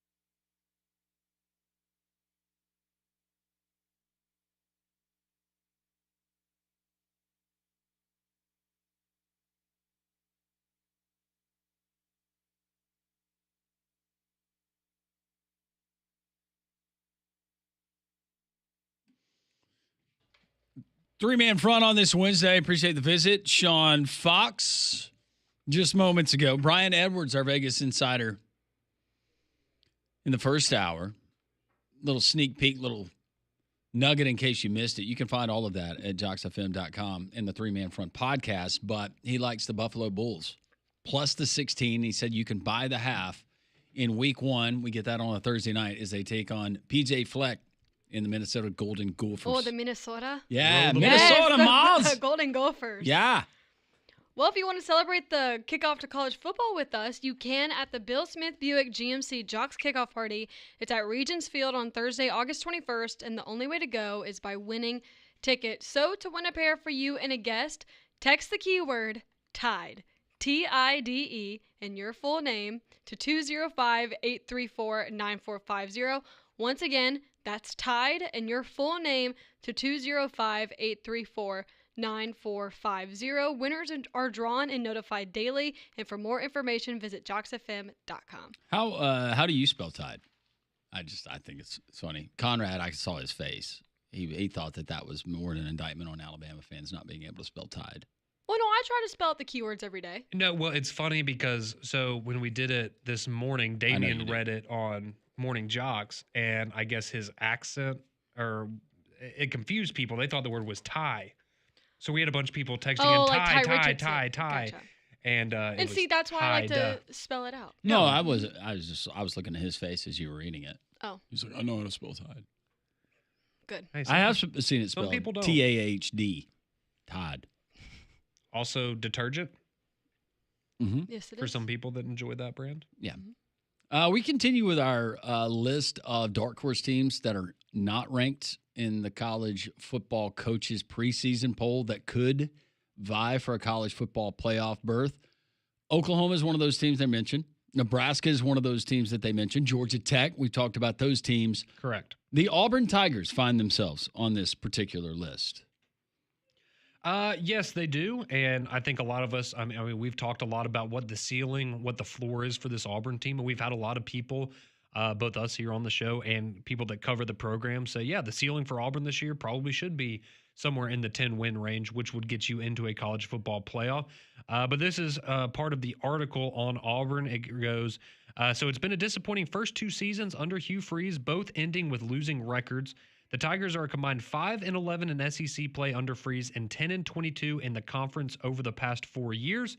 Their inability to win close games has been a big problem as they're 2-8 in games decided by 10 points or less under Hugh Freeze. But I feel like things are ready to swing back in the other direction. Freeze knows how to win in the SEC, and I think he starts to get it rolling in 2025. This is the best O-line the Tigers have had in recent years. They have dynamic playmakers in Cam Coleman and Eric Singleton Jr. It's a much more favorable situation for new quarterback Jackson Arnold than what he had at Oklahoma last year. And then defensively, he mentions guys like Keldrick Falk who have the tools to be a dominant defensive lineman and can cause fits for the opposing defenses. Season opener at Baylor will be tricky, and the schedule isn't easy, but Auburn doesn't play Texas or LSU, and they get to play both Georgia and Alabama at home. So that is what Bruce Feldman wrote in terms of how he could see Auburn being that dark horse playoff contender. You think we get a 9-3 team in the college football playoff this year? Yes. Okay. I do. I do as well. I think we only get one. Right. But I do, and I think it's somebody from the SEC, whether that's Auburn, Florida, Oklahoma, something in that. I would say one of those teams right now would be my. Does it hurt Auburn being outside, because you just mentioned those teams outside of the preseason coaches poll? I don't know if it necessarily hurts you. I mean, remember, it was a couple years ago, Michigan started the season unranked and they made it into the playoff, and that's when it was a 4-team playoff. So, we've seen teams. It happens more often than you would think that kind of rise out of nowhere to be a playoff contender. And I think, 9-3 for Auburn. Would that be a great season for them? Absolutely. But well, they get the head-to-head with Oklahoma. Yes. I'm just going through their schedule. If they can win all 4 of their non-conference games, the toughest obviously being the Friday night that they get to open the season in Waco versus Baylor. Yes. They go 4-0 there. Then just to get 8-4, which some people consider maybe the floor. Some people consider it the ceiling for Auburn this year. You go 4-4 in conference play. Mm-hmm. Oklahoma on the road, Texas A&M on the road. Then Georgia at home, Missouri at home, at Arkansas, Kentucky at home, at Vandy, Mercer, Alabama. Can you go 6-2 in conference play? Oh, you can. I mean, I know you can. I would not put money on that, but you can. I think, and again, I'm not saying these are easy matchups because we've seen them not be easy for Auburn the last couple of years. You have to beat Kentucky, Arkansas, and Vanderbilt. You have to win those games, right? Because then you talk about non-conference and that, you're at 7 wins. And so then, yeah, can you beat an Alabama or a Georgia, right? Maybe you can beat both, but can you beat one of those teams? Can you beat a Texas A&M again, like you beat them last year, this time, though, on the road? Can you beat a Missouri team that I think we all look at as games? Yeah. But as we talked about, and I know we were kind of joking at first because it's like, who cares about special teams? But you should care about special teams if you're an Auburn fan, and hearing what we have about the kicking game this year being much improved. I mean, that can be the difference in those one-score games. That could be the difference in going 9-3 and 7-5 is having a good kicker, and they should this year. Auburn, Florida, Oklahoma. Who's the most likely dark horse for the college football playoff? Or if you just want to go Auburn and Oklahoma by virtue of the schedule, we're going to get that head-to-head. We'll continue. Your thoughts. Text line is open, 205-834-9450. Other interesting college football nuggets as the season approaches, we'll get to next. 3-man front on Jox.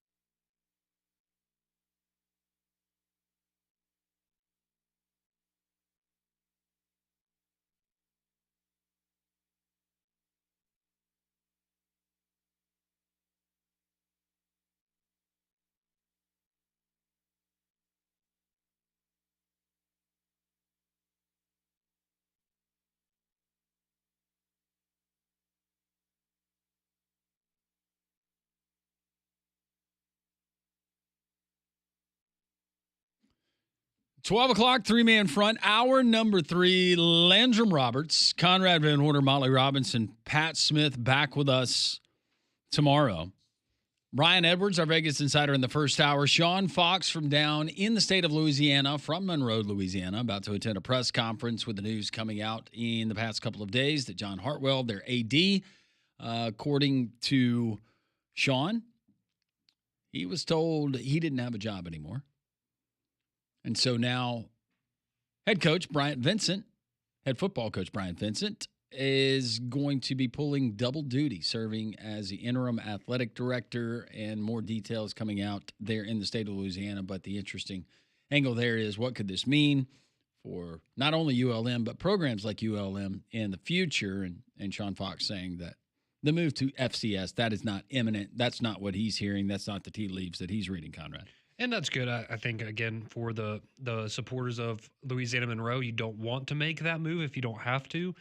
So it's good to see that doesn't seem to be the case, or at least immediately going to be the case. But I thought it was interesting because I clearly had missed this along the way. But Sean pointing out that Derek Dooley actually had a similar situation at La Tech not that many years ago, where he was the head coach and athletic director at the same time. And you just wonder, as he mentioned, we'll find out more after the press conference, but what that, how do you divvy up those responsibilities? Because we know, being a college head coach in today's world, you really don't have time for much else. So it's hard to imagine having those duties on top of running the rest of the athletic programs there at ULM. But we all remember Bryant Vincent very fondly from his time here in Birmingham, a great man, a great football mind. And I have faith that he'll be able to do a good job down there, but certainly a lot on his plate for the upcoming season. So if he takes the path of Derek Dooley, does that mean that he's going to announce maybe in the future a Senate run? That is possible. I also joked with you about this, right? If you're in that situation, let's say they start off 5-1 again like last year, you throw yourself a nice little contract extension.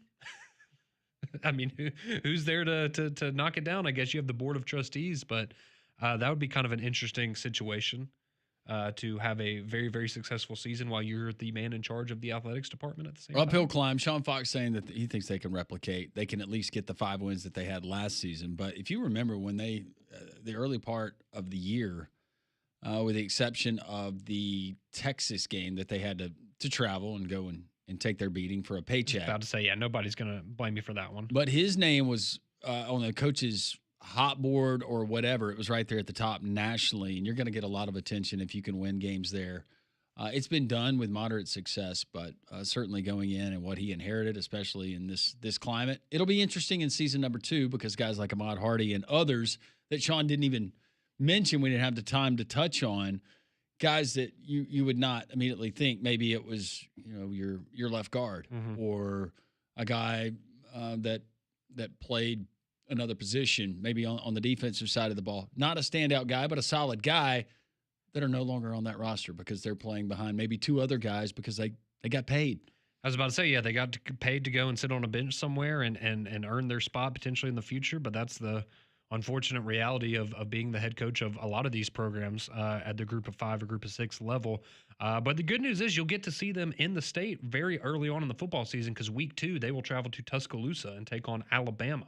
Get that paycheck. They did it against Auburn last year. Yep, they did. They played Auburn last year. They're going to play Northwestern as well. That's their other Power 4 opponent for the upcoming season. But so Alabama and ULM will face off week 2. I'm a little bit jealous they get to go to Evanston to play in that stadium. What's the progress of the stadium at Northwestern, Molly? Big Ten Molly? I'll have to check. I do have a friend that works for Northwestern. Can you call her right now? Put her on the air. I don't think she would like that. Are they still? Ask her if she'll come on the air. Because they're playing on the field still that's right there on the water, right? Yeah. Because that's awesome. I'm a big fan. That'd be a very cool place to watch a football game. Do they have the same construction crew that Vanderbilt has? It seems to be working some magic for Vanderbilt. According to Google, it's supposed to be open by next season. Okay. So 26. So 1 more year. Yes. This thing is going to be a beaut, too. Wow. Yeah, that looks fantastic. Oh, yeah, the new Ryan's supposed to be really cool. Yeah. Oh, those smarty pants up there with their money. Well, it's got the little Euro top dressing on the stadium where if you're really in the cool. upper deck and it starts raining, part of you will not be wet. That sounds quite nice. I had one of my buddies. He actually got his MBA from Northwestern 2 years ago, and he was in Chicago for. He just had nothing but incredible things to say about the entire experience. So it's a very nice Very nice campus, no doubt. For that football stadium. I went to the Seahawks game when I was out there several years ago. Mm-hmm. And watched them play the Cardinals. And I was in the upper deck and part of that little canvasy type top that will shield you from the elements. Yeah. It did not shield me, though, from the cannabis smoke. No, I wouldn't think. I mean, that's, kind of expected when you go on the West Coast, though. 15 years ago, it was a little bit of an eye-opener, I'll be honest with you. Really? Oh, okay, 15 years ago. Okay, yeah, I'm thinking in modern days, Everybody nationally had not caught up at that point, and it was not even legal there at that time. That's how, that was my experience in Norman. Again, middle of the country, oh yeah, people right in front of us. See, I did not see that at all in Norman. Not that I don't believe you. I just Merle Haggard said that they don't do it in Muskogee. They do it in Norman. There were a number of people that were enjoying themselves during the game. We enjoyed ourselves yesterday, but this gentleman was not there at Social Taco for the debates. The great debates of college football hate. PG, how are you? Well, guys, it's good to be able to talk to you. My health's up and down, but, I got out of that endoscopy yesterday, so at least I'm a little better. But it's always something, and I missed that. I wanted to be there so bad. I hated to do it, but it's kind of an emergency situation. I had to, they had to go ahead and do it. So, but things look okay. So, but thank you guys for asking about it and Aaron. But I sure did miss watching. I helped Don get fixed up for this. I got him the do-rag and everything. Did you buy him the eyeliner? No, I did. But how did you know he had that on? I didn't even know he did that. Oh, well, he was telling us something about how he was trying to figure out what to do for his, I guess, his fake beard, and he settled on eyeliner because I thought it was magic marker. No, he went with the mascara brush. It looked like. Yeah. Well, the side whiskers. The Just for Men works good on the beard. I told him to keep that on. It'll help Kaylee. She'll be impressed when she sees it. I don't think blow up dolls care. I thought we were talking about the real one. Oh, okay. Maybe she does. Well, guys, I got a report. We've got a couple of injuries. One's going to be out for some months. Is the running back down at Florida, Webb. With a hamstring surgery. So that starts off the season good, and, he was a pretty good running back. And then we just lost, I don't know how long, one of our best receivers, Trey Wilson. I tell you, man, we got the biggest injury bug. Florida is can't, and then our quarterback, he's off and on. I don't know, he'll last the whole season without something happening. I know, but it's just a loaded team this year. The offensive line's really going to be strong there. The receivers were going to look pretty good, and the backs are going to be strong, even though with these two injuries. But we can't keep losing anymore, especially on the defensive line. If with that schedule, it'll be amazing to, keep everybody, a lot of people healthy. Plus, we don't have a lot of depth. So what do you think will come in? Do you think am I a little bit outrageous for saying 10-2? I was about to ask you so you feel strong about 10-2, or you think, ball bounces the right way. We catch somebody on the right Saturday, 10-2. Yeah, that's exactly what you just said. If the ball bounces the right way, and and like I said, the third game is really going to tell when we're down at Baton Rouge, with the Corn Dogs at night playing them. It's going to be see how good we really are, because they're wanting revenge from last year. So then we back right into Miami at their place. So it's just so brutal. I knew it was brutal, but looking at it actually on a graphic, the schedule looks even more daunting. Yeah, and the more I hear about it, I'm sitting there, man, we're really playing a monster. I thought last year was bad, but for some reason this year, but at least we got Texas and Tennessee at home, and Tennessee's next to the last game with playing the balls. With also FSU, and I'm sitting there, wow. Usually Tennessee is September. It's just getting used to all this changes. It's just something else, and it's a little different. Yeah. I'm not ready to go 10-2 with this schedule. I feel comfortable saying 8-4. But yeah. I could see 9-3. Well, that would be, anything better than 8-5. So, guess that'll keep us. Well, I didn't mention the bowl game. You guys losing that one. But I think 9-3 Florida. Let's say you lose to Texas, Georgia, and Ole Miss, something like that. I think you have a strong case to make a college football playoff with that schedule. But yeah, especially with Ole Miss after beating them last year. Yep. Kiffin's got something on his mind. Hey, I want to congratulate you. Conrad and Damien. Don was really, really fired up. He was ready to just go in there and he was going to kick some tail. And it looks like the people I told him, well, you're not going to get a lot of votes for you or Miami hater. So, or Bama hater. But probably said it the right first time, Miami hater. But he'll really hate me now. But I'm just, I wish I'd have been there. You guys had heard a good crowd there, and I mean, Hannity's got to say, man, the ratings hit the roof, baby. So I would have thought, Don and Bama hater would be a little closer, but I didn't get to hear it. So, but I saw what the tweets were. So that's pretty outstanding. Well, you got some time and you're recuperating. You can go and you can find it there at Jox TV on YouTube, and you can watch for yourself and judge for yourself. But PG, in all seriousness, we've been thinking about you, keeping you in our thoughts and our prayers, and hope to see you on Sundays, especially very soon. But thinking about you, and here's to getting better, man. Yeah, I appreciate that, Linderman. I do watch church stream it. I am online, so I don't miss it if I'm not even there. I'm not going to miss. Hey, miss Pastor Jeremy. He's too much to miss. So. Shout out to him too. PJ, I appreciate it, PJ, guys. yep, from PG to PJ, Pastor Jeremy. Yep, for sure. Hey, that's cool. That works good. That does. See you, brother. All right, y'all brother. Take care. See you, PG. Glad to hear from him. Good dude. Glad he's doing better. By the way, PG, I guess you're still listening. Drake, a fellow Florida fan, says, tell PG that Trey Wilson injury, nothing serious. Drake's got his finger on the pulse. No, he knows. Practices. Yep.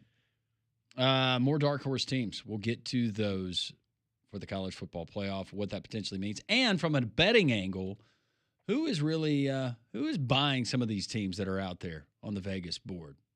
Sharpen the pencil. We'll do it next.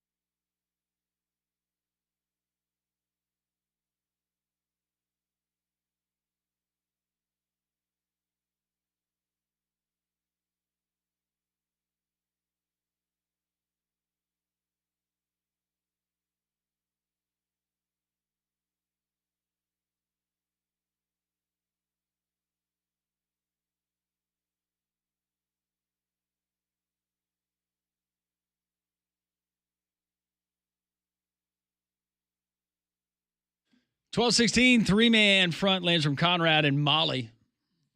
The hits just keep on coming, especially when it comes to music. Love to think about our friends at the Finnick. The Finnick in downtown Birmingham next to Railroad Park. New 6-day schedule that includes live acoustic acts. Wednesday, that means this afternoon through Friday, 5:30 to 8. Followed by live bands at 10 p.m. on Friday. All sports, no live music to get in the way. All of those video boards, flat screens, the amazing sound you're going to get throughout the house. And not only that, the great menu that you have there, from the wings to the wood-fired grilled burgers. If you're going to go fork and knife, they got some shrimp and grits. They've got just wonderful dishes that you can check out. It's the Finnick there in downtown Birmingham next to Railroad Park, officially 1630 2nd Avenue South. We appreciate our friends at the Finnick, and that will be certainly a spot on Sunday afternoons that I get into once the college football and my personal schedule has wound down for the weekend. It's a great place to get in there and go. I'd love to just go in there and listen to music. No, it's a great atmosphere. I've been there before when they have the live music going. And it's a good time. They have really good food, as you mentioned, and of course a great place to watch all of the college football games, including maybe your favorite dark horse for the upcoming season, because we spent a lot of time today talking about that.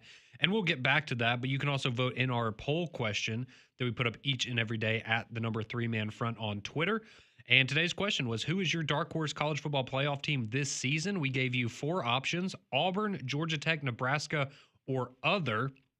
So other is still leading the way, 45% of the vote going to other. Auburn is in second place with 30% of the vote, Georgia Tech with 15% of the vote, and then Nebraska coming in last with 10% of the vote there on Twitter. And some of you chiming in on Twitter with some write-in votes. And also some people supporting Molly, like Jamie. He says, I voted for Nebraska. I really want Nebraska to be good again because college football is at its best when Nebraska is good. Thank you, Jamie. I appreciate that. I think we can all agree with that one. Chris chimes in. He says, we're manifesting it, Molly. Nebraska wins the Big Ten. I don't know what I would do if Nebraska actually wins the conference. No, I think the better question is, what would we do if Nebraska did that? I would probably need a day off of work. I would need therapy. Me too. Yeah. You know what? I think years of getting my hopes up. I guess we're not the ones that make that decision, but I think if Nebraska wins the Big Ten conference this year, we can give you a day off. Conrad, we would walk into the office and we couldn't get in there because of all the helium red balloons. That's a great. Yeah, I was about to say it'd be packed with balloons. There would be cupcakes. I would have lots a of corn head sprinkles for everybody. I'd get a cookie cake. There'd be corn kernels. We're still waiting on Runzas. That's 2 years now. You know what? If Nebraska wins the Big Ten, I will. You can take learn the day how to off, make Runzas. drive I will to learn Nebraska. how to make Runzas, and I will bring homemade Runzas in. I guess that would also be a little easier than driving and transporting them here. It can't be that hard to make a Runza, right? No, it's like a hamburger in a pocket. Yeah, they're really yummy. Yeah, that doesn't sound like that'd be too challenging. But some more people chiming in with their picks. So Eric chimes in. He says USC. That's his dark horse playoff team for the upcoming year. Okay, that'd be big for Lincoln Riley. Let's see. We have Corey says vote Nebraska for Molly. We got your back. Let's see. Someone else chiming in. They say, "Man, I don't know if we can get it dark enough for those dark horses." There are some dark horses, absolutely. Collins chimes in, says Louisville. Corey on Twitter says Auburn would be lucky to win 5 games this year. And Foster chimes in. He says Duke. That would be his dark horse playoff team for the upcoming year. So we appreciate y'all submitting some different suggestions than what we threw out from you. But a lot of this based on the Athletic article that we've been talking about, which did have Auburn, Georgia Tech, and Nebraska all listed as potential dark horses alongside Oklahoma and some others. Better chance of it happening, Auburn winning only 5 games or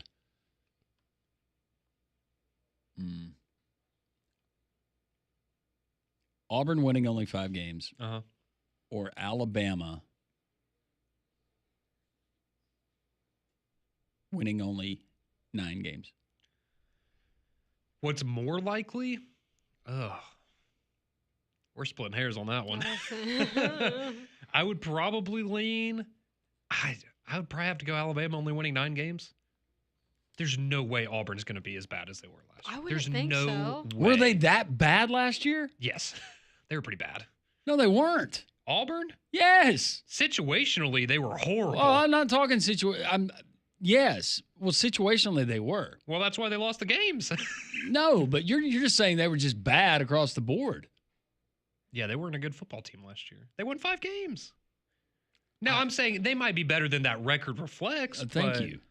That's the whole reason for the criticism of Hugh Freeze situationally in games that they gave away. Well, yeah, but if you're bad situationally, that in my opinion, I'm that makes you thinking a you're bad saying football team. bad football team just across the board, like bad. Kentucky was bad last year. Yeah, no. They weren't. No, they're not on that level. I still don't. I mean, I would still say they were a bad football team. I mean, you won 5 games. I understand that, Conrad. But what I'm talking about is just overall, that was a team that could have won 8 games. Kentucky never sniffed winning 6 games last year. No, okay, and that's fair. But they won 5 games. It's all your perspective, and it's all relative. It is. And I realize we talked about it. Yeah. Plenty. Yeah. Most bet overs and unders. Molly, you're getting a kick out of that. Sorry, that was really funny. Well, I mean, they won 5 games. How many did Nebraska win last year? 7. 7. Okay. Well, we won 6, but then we won the bowl game. Okay. So. Did you consider Nebraska bad last year? No. For the six regular season wins? Compared to what I've seen the last 5 years, it's no. all relative. It is. That's just to each their own. That's not the hill that I would choose to die on, but I'm not choosing to die on it. No, I understand where you're coming from. They are not as bad as a Mississippi State or a Kentucky. Those were bad, really bad football teams last year. I still, again, if you won 5 games, you should have won more games. That doesn't make me go, oh, yeah, you were better than we think you were. That makes me go, oh, that was really bad. Then why didn't you win 8 games? Okay, whatever. My head's spinning now. Most bet over-unders, according to BetMGM for the season. As far as teams, total wins. The most bet overs. How about Colorado? 5.5 wins. Oh. I don't know what I don't know what to think about Colorado. I have no idea what to make of Colorado. They might be the biggest question mark. Not that I think that even on the high end of things, like if I'm being super optimistic, do you think they're going to be great. Yes, I think they're going to be bad. Yes. I don't think they're going to be what they were last year. No, I don't. I don't. But I also don't think they'll be under Deion's first year. I think, yeah. I think they'll be they'll be a good in between. Yeah. I think that's fair. Okay. So, number 1, according to BetMGM, the most bet overs was Colorado at 5.5 wins. Yes. I can see that. And I mean, I get it. A lot of people probably still riding the hype a little bit. And, oh, man, there's no way they're going to be that bad this year. This seems like it's too easy, but LSU comes in second at 8.5 wins, most bet overs. Yeah, most people saying that LSU wins more than 8.5 games. I'd feel good about that, yeah. They win 9 or more. Ohio State is next with 10.5 wins. I'm not taking the over on that. They won 10 games last year. Yeah. With a new quarterback. I mean, I think they're going to be good. I think they'll win 10 games. Yeah, they'll be good, but I would stay away from that one.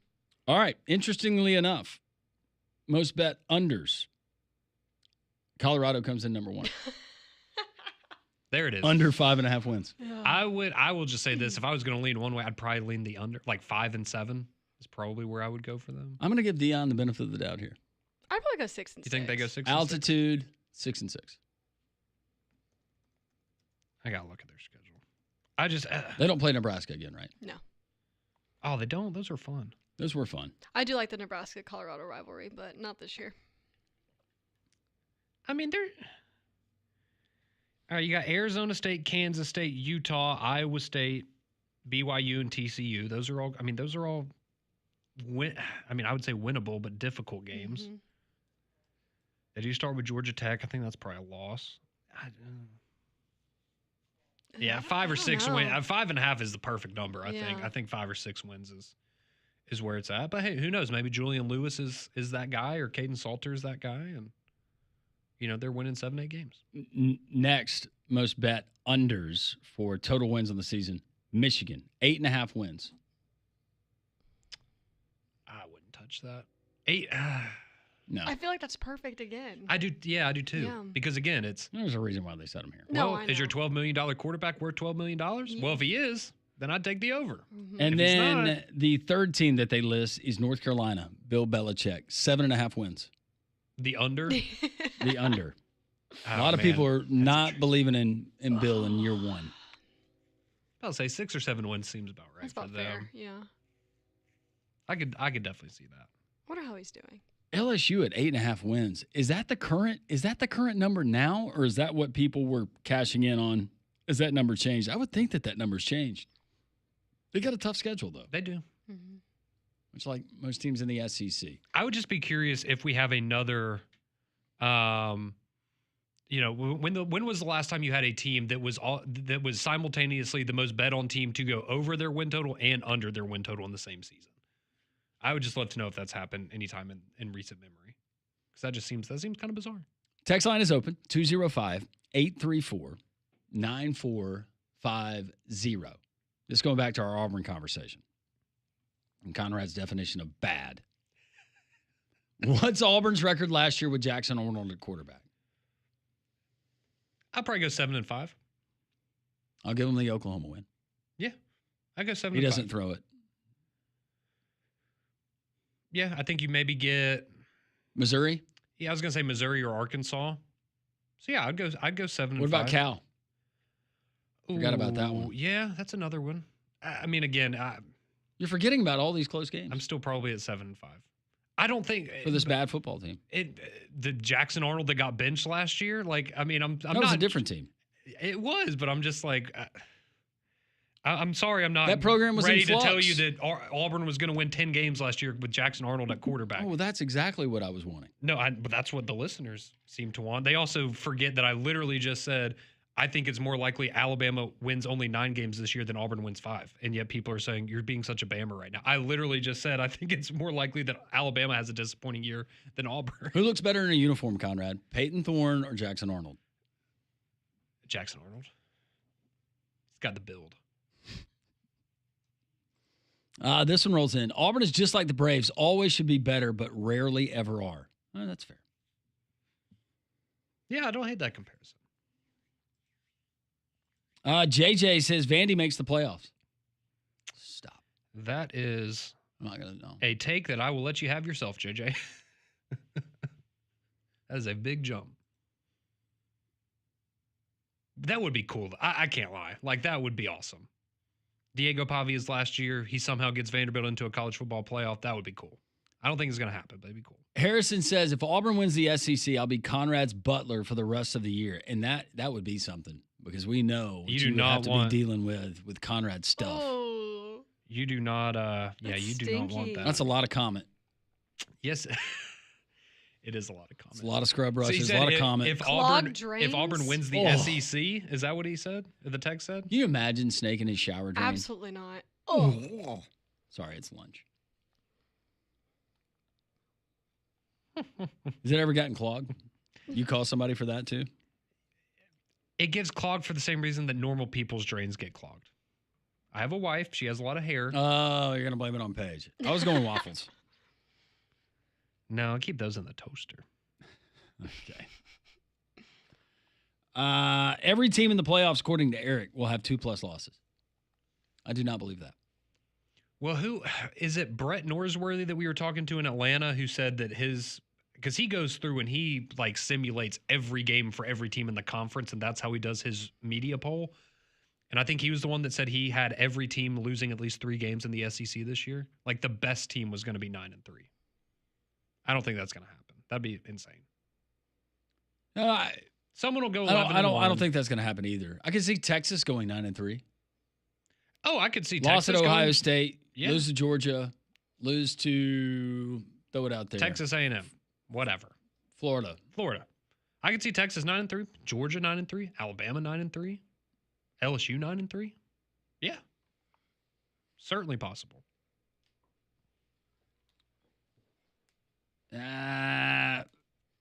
This one coming from Coleman.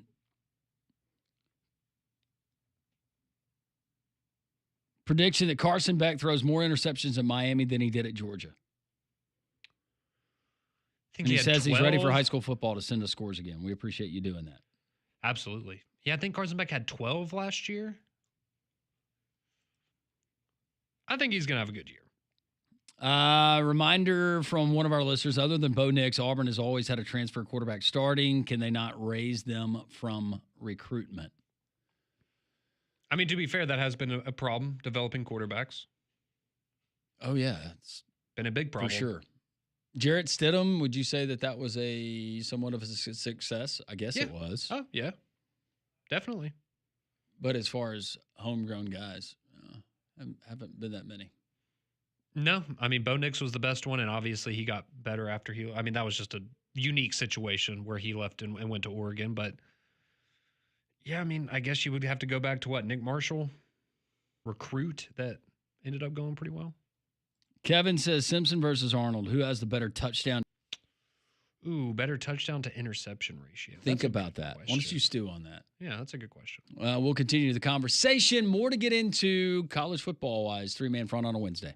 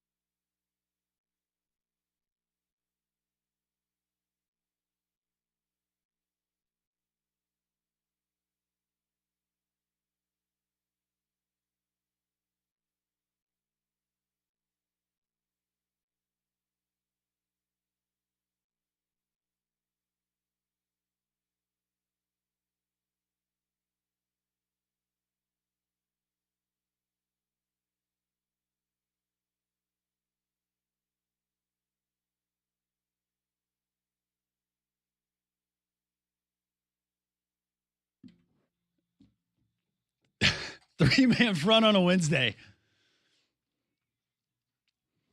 So Major League Baseball getaway day for some teams. Molly's Tigers are losing 2-0. What is going on?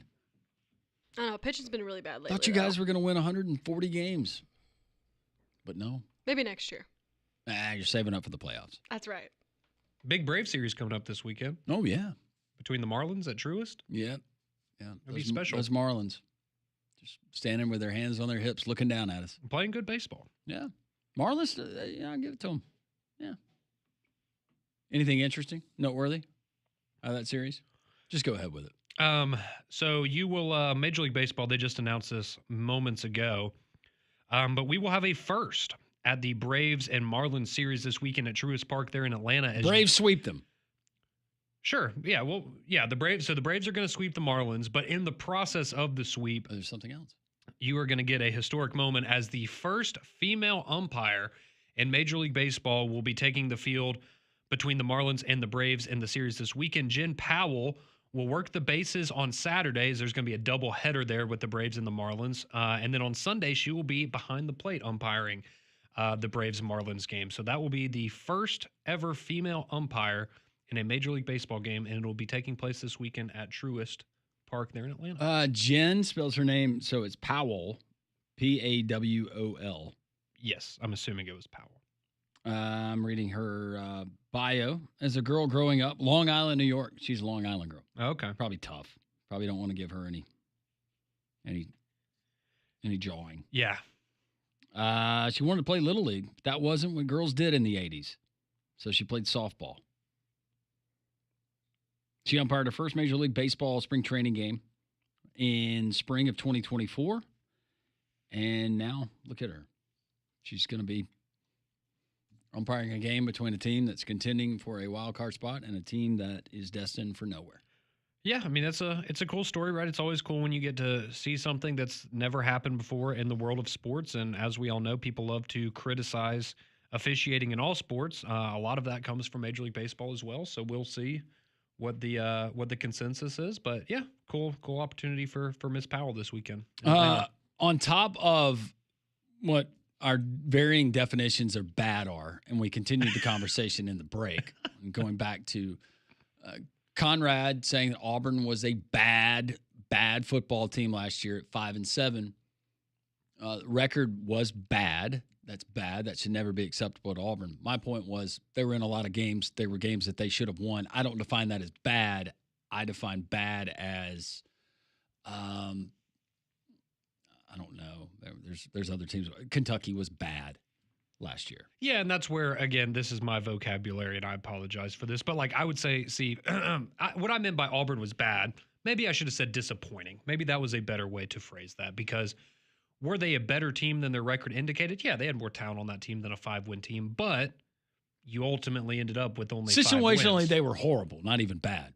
Oh, yeah, they were atrocious situationally, and that's why they did lose those games. But that's also why it's not that difficult to see the optimism this year, because it would be different last year if they looked like a Kentucky. It'd be, why are we buying into Auburn this year? But are we totally saw forgetting some of that the pieces Kentucky last beat year. that Ole Miss team? One of the best that They almost beat Georgia. Huh. Yeah. And then Jarquez Hunter ran for like 300 yards against them, and that was that. And that was ultimately kind of my test. That was the game that Auburn fans could actually relax in the second half. Oh, that was the best game he had all year. Absolutely. Though situationally, and I can remember in the first half, right before intermission, some questionable timeouts or running of the clock, and just like, what was that?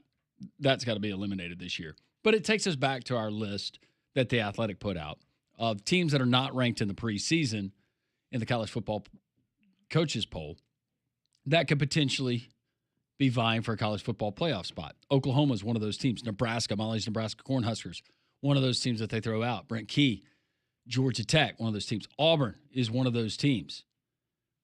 More teams that they have thrown in there, and want to get you guys. I saw this team in person. I think they're really good. It's obviously a very tough offense to defend.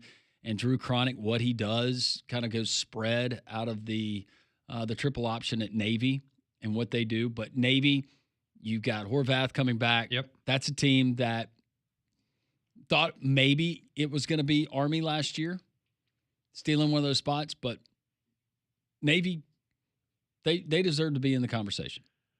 No, they certainly do. And I think as far as, the group of 6 representative, whoever that ultimately is, I think they'll be right up there. I would have them, Boise, Navy, UNLV. You're going to throw Liberty out there? Yeah, you can always, well, they don't play anybody. So, yeah, they should be in the conversation every year. But, yeah, I think they're right there in that, if you were to say who are the 5 most likely candidates to make the playoff from the group of 6, Navy absolutely should be in that group. Any others from the list that?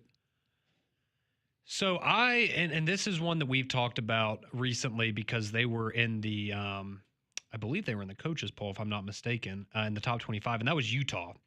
And that was a team that we had talked about as, okay, are we really, I think it was Pat maybe said, are we really doing this again with Utah? Because last year, I'll be honest, I picked them to win the Big 12 last year. That was before Cam Rising got hurt again and that whole situation, and it kind of went downhill for them. But I do think this year they are a very interesting team. Year 2 in the Big 12. You've got, I've talked about this guy a couple times, but Devin Dampier, who came over at quarterback, he is very talented. So that fixes a big problem they had last year. We've heard Kyle Whittingham say this is maybe his favorite offensive line ever. And a lot of people think they could be the best. They might be winning the Joe Moore Award at the end of the year. I'm not going to let them do it to me this year. And I know. But defensively, they're normally going to be very solid. So the Big 12 is just wide open, and I feel like that would be the path for Utah. But I mean, I'm I'm cautiously optimistic about what their season could be, but I think very interesting that, again, that's a team that went 5-7 last year, like Auburn, that, we have a lot of people projecting, man, that might be a team that goes from 5 to 9 wins. Another potential dark horse college football playoff team. It's not in the preseason coaches poll. Malls, you ready? Don't Iowa. say. Oh, It's Iowa. how did I know? Ugh. This is what they say about Molly's Why? Iowa Hawkeyes. Mine. Yeah. Ugh. You love them. I do like Iowa City. You bash them on the air, but deep down, No. you love those Hawkeyes. After years of jokes about Iowa's offensive ineptitude, that coming from Molly and this entire show repeatedly, I miss baby friends. what if that unit is fixed? Why would you have any faith that it's fixed? Sorry. You've got transfer quarterback Mark Gronowski, who led South Dakota State to back-to-back FCS national titles. Finished with more than 10,000 passing yards. Surely he can boost an offense that hasn't cracked the top 50 in passing efficiency since 2017. Assuming Iowa's defense continues to be strong, which seems like a safe enough bet, a good enough offense can make the Hawkeyes an upper-middle class Big Ten team, with arguably their 3 toughest conference opponents, Indiana, Penn State, and Oregon, all visiting Kinnick Stadium. Sure. Again, it's the same thing with like Texas A&M. Every year it's, oh, well, they're going to be better this year. No, well, why do you think they're going to be better? What have they shown you in the past handful of years that makes you think they're going to be better? Just like with Iowa, what have they shown you that they're taking a step in the right direction offensively? Like, I like how they note, well, it's a safe enough bet that they're going to be good defensively. Is it not equally as safe a bet that they're going to be pretty bad offensively? That's good. Thank That is really good what you just said. You just made the comparison to Texas A&M with Iowa. That's a perfect parallel. It's like, why are we doing this? Now, if they go out on the field and prove it, we can eat crow, but I just don't see what evidence I feel like have Utah's to- that team out of the Big 12. Fair. Yeah, that's fair. Iowa State, At least Utah played for 3 straight Pac-12 titles recently, something. But, I mean, I feel like Iowa, like Texas A&M, they're going to win 8 games. are we convinced, shy of an arrest, that Matt Campbell's going to be at Iowa State for the rest of his coaching career? For the rest of his life. Because he just signed at this a point. contract extension, Yeah. took a reduced pay, $5 million a year, which seems like a real bargain for a guy that was listed at every job Mm-hmm. I mean, that known was to man, NFL and college at one time. well, and he took over one of the worst college football programs, like historically, and turned them into a somewhat of a perennial contender. But I feel like Iowa State is that team that maybe not most years, but some years we have talked about and put maybe potentially into this conversation. And now, especially with an expanded college football playoff field, they're going to continue to be there. And again, at least with Iowa State, they won 11 games last year. It's a lot easier to see the sunshine and rainbows with that. I get it. Iowa's going to be on one of these lists almost every year because defensively they are typically incredible. But And they won the Pop-Tart Bowl. And they won the Pop-Tart Bowl. But again, an FCS quarterback coming Kansas is mentioned. Yeah, they did have that streak last year where they beat, they kind of really mucked up the Big 12. We don't have to go into that. Pitt, Pat Narduzzi, Louisville, they're also on this list. We won't go in depth on those. But of all of these teams that we mentioned, who's the most likely if you had to pick one right now? I think of all the teams, it'd be either Auburn or Oklahoma. I think Oklahoma, and personally, in my opinion, I think Oklahoma maybe has a little bit more talent, and particularly at the quarterback. I think John Mateer might be a little better than Jackson Arnold, but they have a more difficult schedule. So I would probably take Auburn. I think the upside for Auburn is very real. They just have to realize that we know where Molly's going. Yeah, I'm taking Nebraska. Of course you are. Our schedule is favorable. Year 3 under Matt Rule. I just don't like There's how any this- track record. I don't like Conrad, how this is setting up for our friend. No, I still have my caution. Don't worry. But of the list, I would pick Nebraska. That's what they make box wine for. That's exactly right. I'm just trying to refresh my memory here. Okay. So year 2 at Temple, Matt Rule goes 6-6. Mm-hmm. Year 2 in Nebraska, he went 6-6.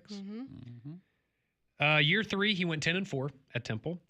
And I would love to go 10-4. at Baylor in year 2, he went 7-6, Mm-hmm. which is what Nebraska went with the bowl win last year. And year 3, they went 11-3. So there you go. It's written in the stars. A combined record of 23-7, or excuse me, 21-7 in his third season. Well, based off of those two records, though, you're going to lose at least 3.5 games this year. And that's fine. You'd be ecstatic. I would be so happy over that. Are you kidding? From 3 wins to 3 losses? Sign me up. 9-3 with a bowl win to get to 10? Absolutely. I'm super happy with that. Nose piercing for a national title. I won't get a nose piercing, but also Nebraska's not going to win a title, so sure. We'll remember that. Okay. What would be better for you, eyebrow or nose piercing? Neither. I don't know. I think I don't like needles. You could get both. No. We could connect them with a cute little chain. No. Oh, I've seen that before. Yes. Yeah, that's fun. It probably gets like stuck on stuff sometimes. That'd be bad, like ripped. Ugh. A lot of very entertaining texts. We will get to the ones that we can read anyways or clean up enough. Love you, people. 3-man front continues on Jox.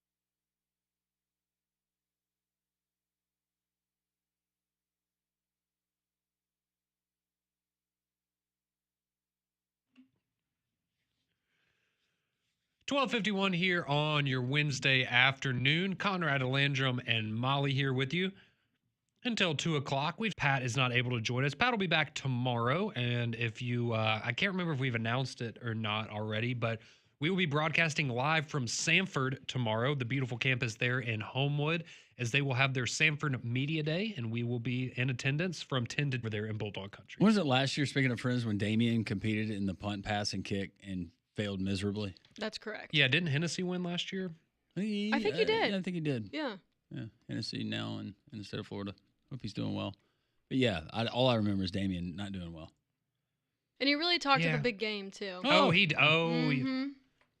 think it was that, and they also do the home run derby. I think that was another thing that he had talked kind of a big game about, but it's okay. He won his debate yesterday, so he's got that one. Let's get to some of these texts. Text line 205-834-9450.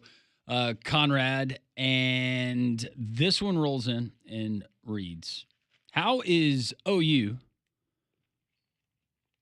How do they have a more talented roster than Auburn? OU hasn't recruited better than them in 3 years with a higher blue chip percentage also. No, I kind of corrected is that what myself. you said? I meant quarterback, and that's what I was talking. I think John Mateer. I would say I like John Mateer a little more than Jackson Arnold. I think you could make an argument that Jaden Ott may be the best running back between the two rosters. But yes, as a whole, Auburn certainly has more depth than they when he's healthy and not talking at a high level. Yes, with Jaden Ott, yes. But yeah, I was mainly talking about John Mateer in that one. But their schedule is very, very difficult. So I think Auburn has an easier path to potentially making a playoff. Joseph says no piercings in the face for Molly. Bleh. Thank you. I agree. That's not fun. That's not fun. What about do people do I'm trying to think, like an armpit piercing or something? So it's like kind of concealed, but also How does that it's work? there. I So don't it's know. just How on would you put on the loose deodorant? piece of skin? Well, you take it off and then you put the deodorant on, then you put it back on every day. Absolutely not. I don't know. If we got you a magnet earring that you could put in your nose, would you wear it? Probably not. I'm not a piercing or like tattoo girl. Like I barely wear earrings to begin with. So. Have you ever thought about getting a tattoo? No. Okay. Never. We're just trying to open you up to maybe exploring, different fashion seasons in the world of Molly Robbins. Nothing against tattoos if you have one. Not for me. No, don't get me started on that. Damien did not take too kindly to our us publicly airing his failures. Sometimes the truth hurts. He says since Tennessee's gone, I'm the odds-on favorite to win. He puts himself at a minus 350. The fact that we were actually pushing him at one time for a USFL tryout. I forgot about that. Yeah. Shame on us.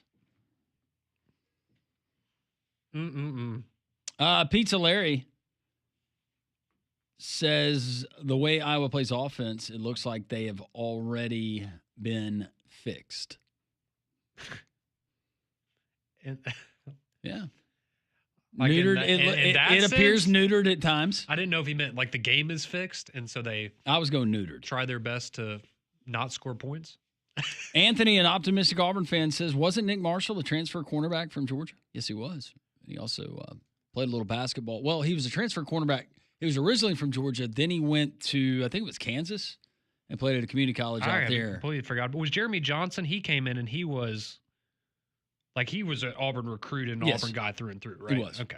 And he replaced Nick Marshall in that game that Nick Marshall got suspended and looked incredible against Arkansas. And then we saw him as the starter And against it Louisville. wasn't super pretty. They won the game, but he completed a lot of passes to Louisville defenders. Yeah. Thank you for that correction. More of your texts, but Molly's got a list of questions. We'll do that next. Molly marinates. It's always a fun time. Gather the family around. No earmuffs needed, we don't think. 3-man front on this Wednesday.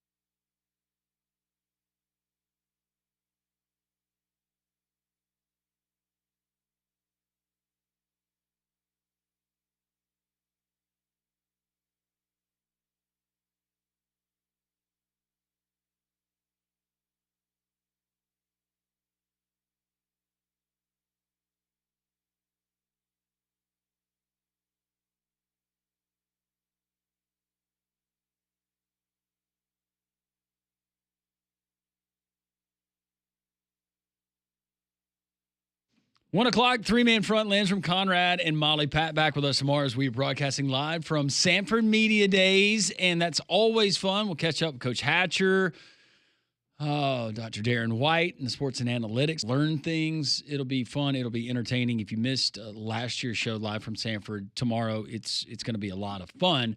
The punt, pass, and kick skills competition, which features members of the media. That's always very interesting, and you speak his name. It's kind of like saying Candyman 3 times. Damian Mitchell appears here in the studio. Hey, D, what's up? How's it going, fellas? No, And lady, how's it going? we started getting text messages with maybe some expletives when we were describing your performance last year, which was, let's be honest, it was, Conrad, truly bad, What? right? Would you classify it as I bad? finished second. It was a colossal upset from what we understand. I think you were the only former college athlete competing in the field. Yes. You say second. I was the first loser, yes. I'm not being disparaging, but you should have finished first. Listen. I was not a kickoff specialist. One, Ryan Hennessy was a kicker in high school. So his technique was a little bit better. You could have practiced. And he I had didn't know he was a kicker. Yeah, he wasn't a real athlete. Huh. But like Wow. We saw Kai Moore kick a ball in the Vanderbilt game, didn't we? That's true. He never kicked at Charlesville. Okay. Sometimes just your natural athleticism should have taken over. Did you try to toe it or did you try soccer style? I tried both. Oh. And I mean, with both of them going about the same length, you kind of just. So is this like a mental thing tomorrow for you going in because you No. you choked last year and so now you're worried that that's going to happen again? No, I have no worries. Okay. The rest of the field, I'm not too. No, Weak. I love Blake Gardner. He's my broadcast partner on Sanford, and love him to death. But no, I got this. Joey Mullins has actually chimed in, and we appreciate him. He said I'm the favorite, right? He said Damian finished second last year behind Ryan Hennessy. He was very, all caps, very confident heading into it, though. It was a big upset. So my confidence level determines whether how. We big had an been upset playing is. you up the entire time on the show while you were out there. Yes. Doing all of this, and then we get the report that you did not win it. It was the kick, like the kick portion. That was what I struggled. That's what I struggled with last year. Okay, this is a serious question. I'm not trying to Here we go.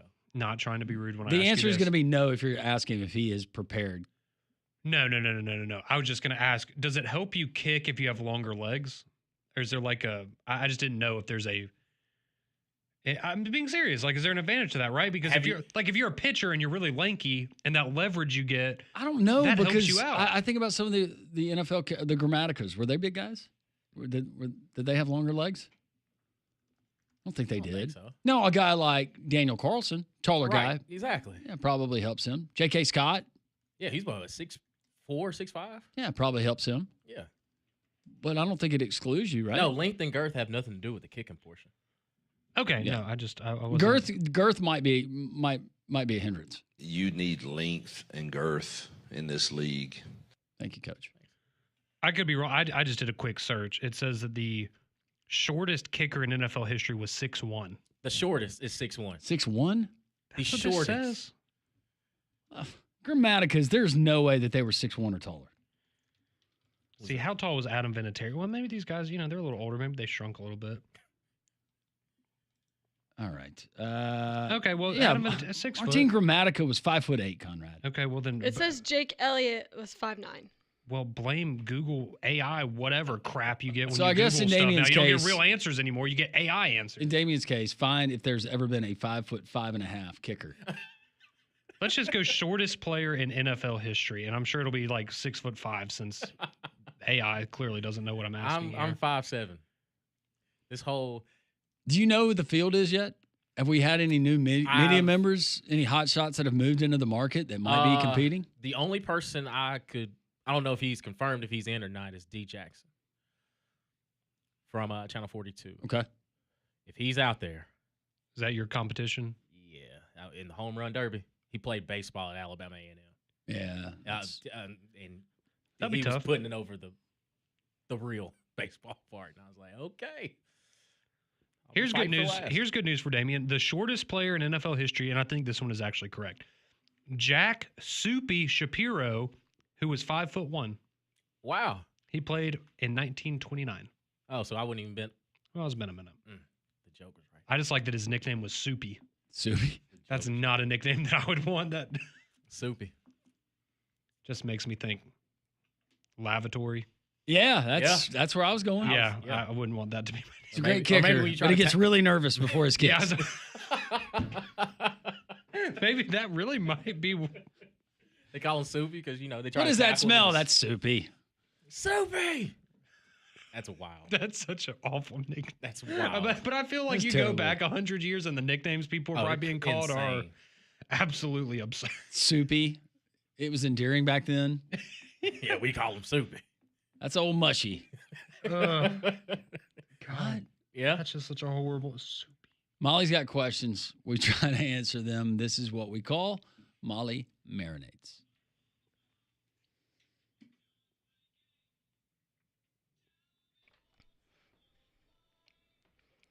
Molly Marinates. And as always, Molly Marinates and Pat Ponders is brought to you by Courtesy GMC out in Trustful.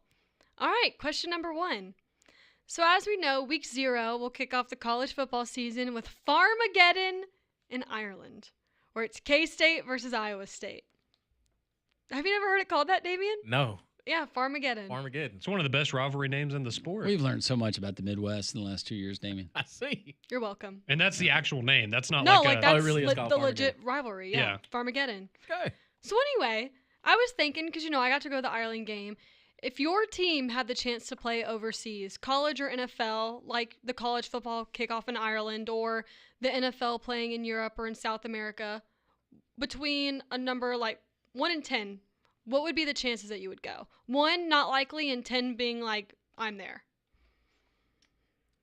Assuming that, like, you could get off work, that sort of thing. Like, the logistics are taken care of. Like, Connor, if Alabama got to play in Ireland. It would be cool. Well, I would be a big fan of knocking out 2 birds, 1 stone. That's And exactly right. coupling something like that in. Like, if Like a I had a mini. chance to attend the Open Championship. That would I've be never really been to cool. Europe. And I want to go to Europe. Yeah. I would love to go to Europe. But I would try to couple that into Right. my trip. See, and that's my thing. If I could take like a whole week off and make the game part of a greater trip to Ireland, because I've always wanted to go to Ireland, then absolutely, yeah. And I assume that That's most what my people do parents that. did. Yeah. I would think so, because that's a lot of money to spend to go over there Yeah. and not experience the actual country that you're visiting. So yeah, if I could turn it into a whole thing, I would love to make something like that happen. But yeah, to answer your question, I'd say, I'll go 7. yeah, Okay. I'd say about like 6. Cool. That's what my parents did, though. And like a lot of the other Spirit Squad parents, is that they just took the whole week off of work, went over about a week before the game, explored the country, and then went to the game last. So for you this year, what team would that be that would be playing in Ireland? The Tennessee Titans. You're really not gonna say? No. Okay. Conrad. Okay. We're still trying to figure out who Damien's rooting for. Got 5 teams to choose from. When's your decision day? August 21st at the Jox kickoff party. Sweet. It sounded like Auburn yesterday. They have been eliminated, but Well, you see what shirt he was wearing yesterday and now today. Mm-hmm. roll tide. All right, next question. There's a D in there. I said, People thought you were saying I something know. else. It's the Maplesville in me. It's actually Rotad. Roll tide. Rotad. Roll tide. All right, next question. Road Tide. So I looked this morning at the Cleveland Browns depth chart. Oh boy. It goes Joe Flacco, Kenny Pickett, Dylan Gabriel, and then Shedeur Sanders. Oh my goodness. So at the start of week 1, not the preseason, but week 1 of the NFL season, what do you think will be the predicted, or what's your predicted order for those quarterbacks? Can I ask a follow-up question after we're finished asking your original question? Mhm. Okay. Predicted order of finish. Oh, okay. You're gonna save the question. This one's interesting because you did get the news yesterday that Shadeur's gonna start their first preseason game. So That's I mean, what inspired me to ask this question. yeah. So maybe if he shows out, he can move up a little bit. I still think Joe Flacco is gonna be the guy week 1. I don't have any faith in Kenny Pickett being an NFL quarterback, and I mean Joe Flacco's been pretty solid at times late in his career. So yeah, I think it's gonna be Joe Flacco 1, Kenny Pickett 2nd. I think it'll be the exact order that it's in right now, but maybe you have Shedeur and Dylan Gabriel flip. Because the little bit that I've read about it, it seems like Dylan Gabriel hasn't looked super great in fall camp, and not that Shadeur's looked amazing, but I feel like he's looked a little bit better. Yeah. I would go Joe Flacco week 1, the starter. I say Shedeur is number 2. Kenny Pickett at 3, and Dylan Gabriel is a Boise Stallion. Okay. I was just going to do word association with those guys. We were going like Soupy, the nickname. Yeah. So if I said, Joe Flacco. Old. All right, I was going to go Oldie. Grandpa. Gramps. Gramps. That's a good one. Yeah, Grant. All right, Dylan Gabriel. Baby hands. No, Whopper. No, he's that's got Kenny Whopper. Pickett. That's Kenny Oh, Pickett. sorry, yeah. sorry, Get sorry. ahead, He Conrad. is But yes, 9th year senior. I would have said Vagabond. Vagabond. Oh, that's a good one. That's a good one. That is Yeah. good. Shadeur Sanders. Prime. Daddy's boy. Yeah. Perfect timing. That was the one that I was thinking about. Yep. Perfect timing. All right, Molly. Sorry. That was No, a you're good. Next question. mini question. Okay, this is a question inspired by Bryant Vincent and ULM. So, of all the current SEC head coaches, who do you think would make a stellar AD? You already know. I mean, Clark Lee, because they don't have one, right? That's a good point. Okay, but aside from that, I could see Kirby doing that. yeah. That might be the easy answer, but yeah, I'd go Kirby. I'm going because of the school that he's at. He fits the mold. Sam Pittman at Arkansas. That's a good one. Another very good one. He'd have that thing rocking. It's a very good one. Calling them hogs. Volleyball needs uniforms. Well, let me tell you, man, we ain't got no money. Where are my glasses? Where the softball hall? Let me look at this Excel spreadsheet. Looks like we're in a budget. We're This running is why I top ship. asked this question. We're running top ship. These over are here. good Sam Pittmans. Is it after 5 o'clock? Hey, I Give know. me a cold beer. I'm not telling promoting it. Like a buzzer beater, and they would interview Sam Pittman. What you gonna do tonight, Coach? Oh, you know what I'm gonna do. I ain't promoting it, but I sure got me a good old cold beer. Coach Kyle, anybody ever told you that you get more flies with honey? He'd have Arkansas. I rocking. love Sam Pittman. That would be a great choice. That's a I very could good see. one. I could actually see Brian Kelly doing it too. I could, yeah, well, and especially his history in politics and whatnot. I think that but could his play history into. would probably exclude him. from- See, I think Shane Beamer. Oh man, He would. He'd fire himself. He'd relate to the kids. But he's young. He's charismatic. Yeah. Yeah. Can't you see it? I'm thinking about it. He is all over. I got a question to answer myself, and I was We look at our responsibility. I'm the women's AD. I'm the basketball. football coach, so ultimately I had to fire myself as a football coach. look at our women's basketball. Dawn Staley, she's absolutely awesome. She's terrific. Like he would do it. He'd I have a didn't know great interview. Damien went home and practiced Damien, his you're SEC so coach's good at voice. these. These are good. You should have heard my Jimbo Fisher. Yeah. Yep. Those are really good. Appreciate it. We're going to need more of these later. I got you. Okay, next question. So for Texas Tech, who, we've been seeing a lot of them and their endless checkbooks so far this offseason, what do you think is the absolute floor/ceiling in terms of their expectations? Basically, at the end of the day, do you think these donors emptying their pocketbooks will be worth it? And do you think the fans think it'll be worth it? Depends on how big your check was, but based on the talent that they've assembled, the conference that they play in, the examples of an Indiana from last year, I think the expectations are they better win double-digit games. I agree. Yeah, see, I think the expectation is to make the playoff, and I don't think that – I mean, seriously, I don't think the softball thing helped them, right? Because they said, hey, we opened up the pocketbooks. We played for a College World Series, so why should we not be in the college football playoff? And I don't think they'll be in the playoff. So, yeah, I think they'll view it as a disappointment. Yeah, and again, the Big 12 is kind of wide open this year. Yeah. So them winning the Big 12 isn't that far-fetched of an accurate expectation. And especially if you're putting all that money into it, like you said, they better win some football games. I agree. All right, one more question.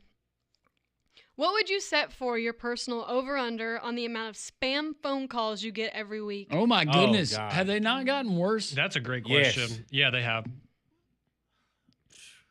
And the worst is when, you get one and you know that you get it. And so you don't answer it or you send it straight to voicemail and then they call you 3 times back to back to back after that.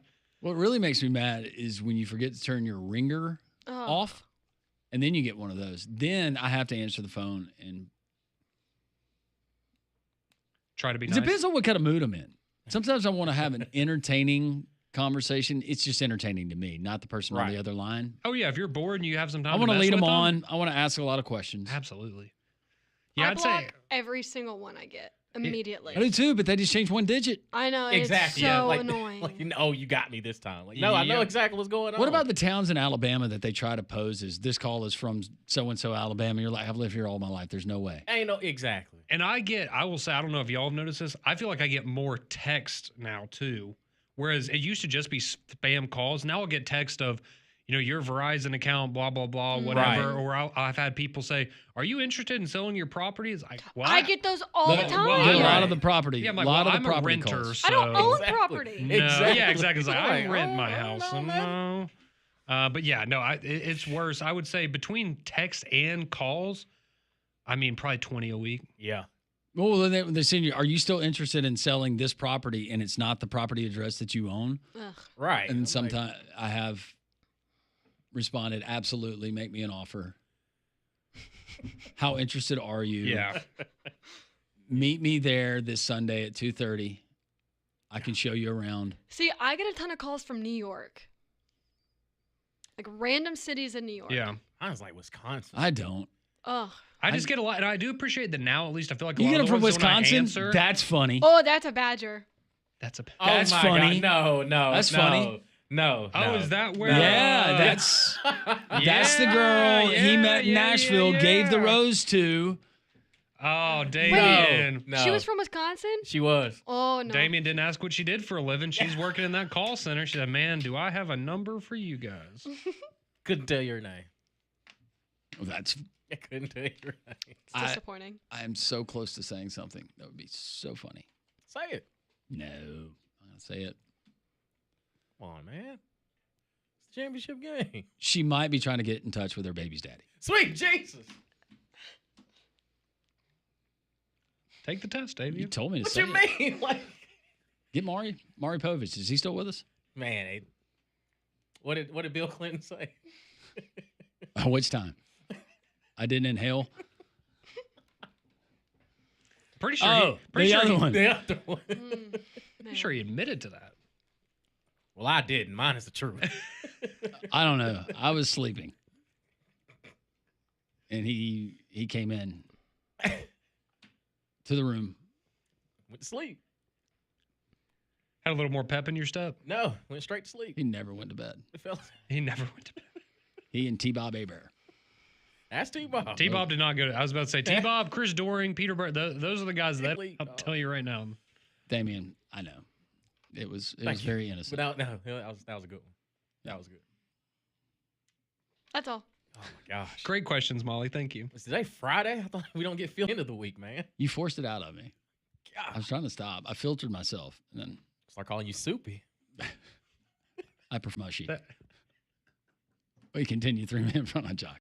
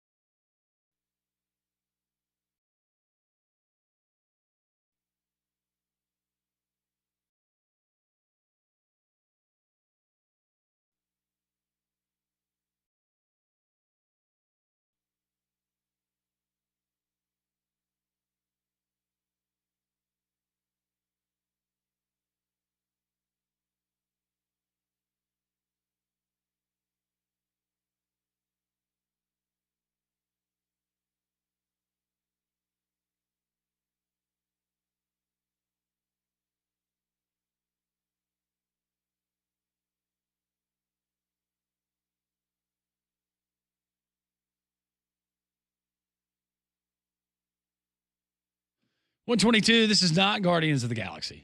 This is Bowling for Soup. Soupy. Oh, soupy. One Hang of the on, first CDs I ever bought Soupy. was, you remember the Now That's What I Call Music CDs? This was on the whatever. That was my first CD.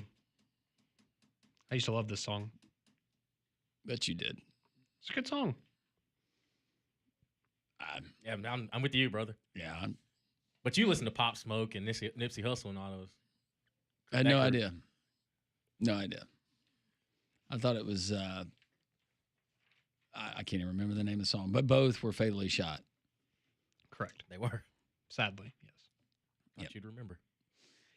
So we have if we have this ready, Molly, I wanted to share this with y'all. So we played, if we can play the first one on the hotkeys. So we remember last week, right, when Donald Trump was announcing his new Health and Wellness Commission, and one of the members of that is Tua Tagovailoa, the former Alabama quarterback. And this is the way that Donald Trump pronounced his name. Tua Tagovailoa. So we had some good fun with that, as you would expect last week. Well, He really tried Tua- there at the end, too. He did. He did. And you can tell he really tried to sound it out, which, again, wild that he didn't practice it beforehand. But regardless, Tua just met with the media down in Miami after the Dolphins practice today, and he was asked about Donald Trump. President Donald Trump mispronouncing his name. And this is Tua's response to the president. I don't think he's had the worst. I've heard a couple worse in Alabama, but Conrad. It is what it is. I mean, I don't take that to heart. It is what it is. But he's a great guy, phenomenal guy. You just got to stay healthy. All of that.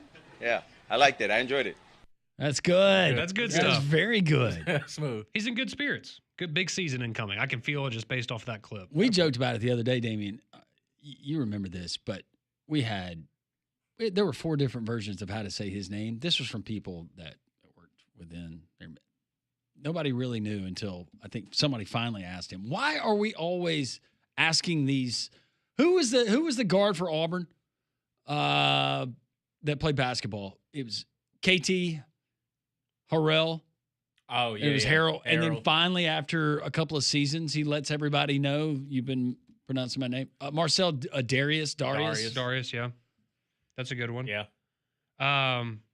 See, I didn't know it was P. Ryan for the longest time. Oh, Samaje? Yeah, I thought it was Perrin, but it was P. Ryan. Pete Ryan. No, I've always known this.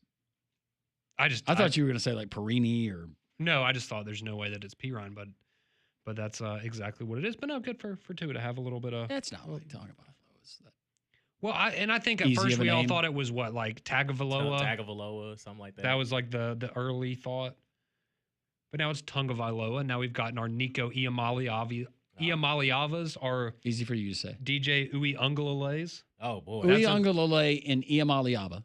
Yeah, those are tough. One that Pat taught me early on, played for Auburn. Now he's still playing in the NFL, I think. Noah Igbinoghene. Yes, that's a tough one. Yeah, that's a mouthful. I remember when Auburn had Ben Obamanu and Devin Aromashadu. Yeah. Yeah. All of those easier than Tagovailoa. Got some names out there, boy. Yeah, there's that the linebacker for Eastern Michigan this year. Go ahead with it. Noah something. Spell it.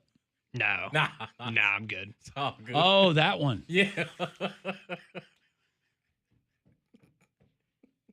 Yeah, I was thinking about something that started with an F. Nah. That is Starts with a K, believe it or not. Does he pronounce silent. it? I've never heard it said out loud, to be honest. I'm not going to try right now, but I'm assuming it's exactly how it's read. Yeah. Hopefully the K isn't silent. Well, no, it's not. It's like that one right there. There's no way. I don't care. Nope. Nickname. Yeah, What would I the feel nickname so be? bad for the PA What would the guy nickname for be? Eastern Michigan. Just shorten his last name. Big Noah. Noah K. There we go. Noah K. Yeah. That's a name, man. I'm telling you. His parents. Now everybody is Googling Eastern Michigan's Michigan. roster. I was about to It say. won't take you long. No, you'll figure it out pretty quickly. It went viral earlier this summer when Gosh. That was announced. Be careful just be careful when you sound it out. Just make sure you're by yourself. Yeah. Don't be outside. Like, who is this Eastern? No. Oh, this poor. If he ever podcast gets people, selected man. to serve on a commission, Yeah. somebody gets fired over that one. Oh boy.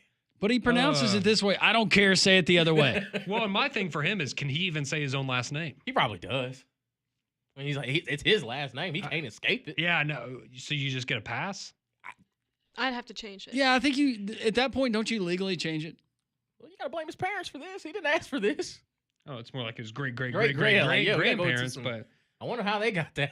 Like, how did we get to that? I'm glad I that have Hugh a few Freeze. ideas. I'm glad Hugh Freeze didn't choose Auburn's transfer punter to bring to SEC Media Day.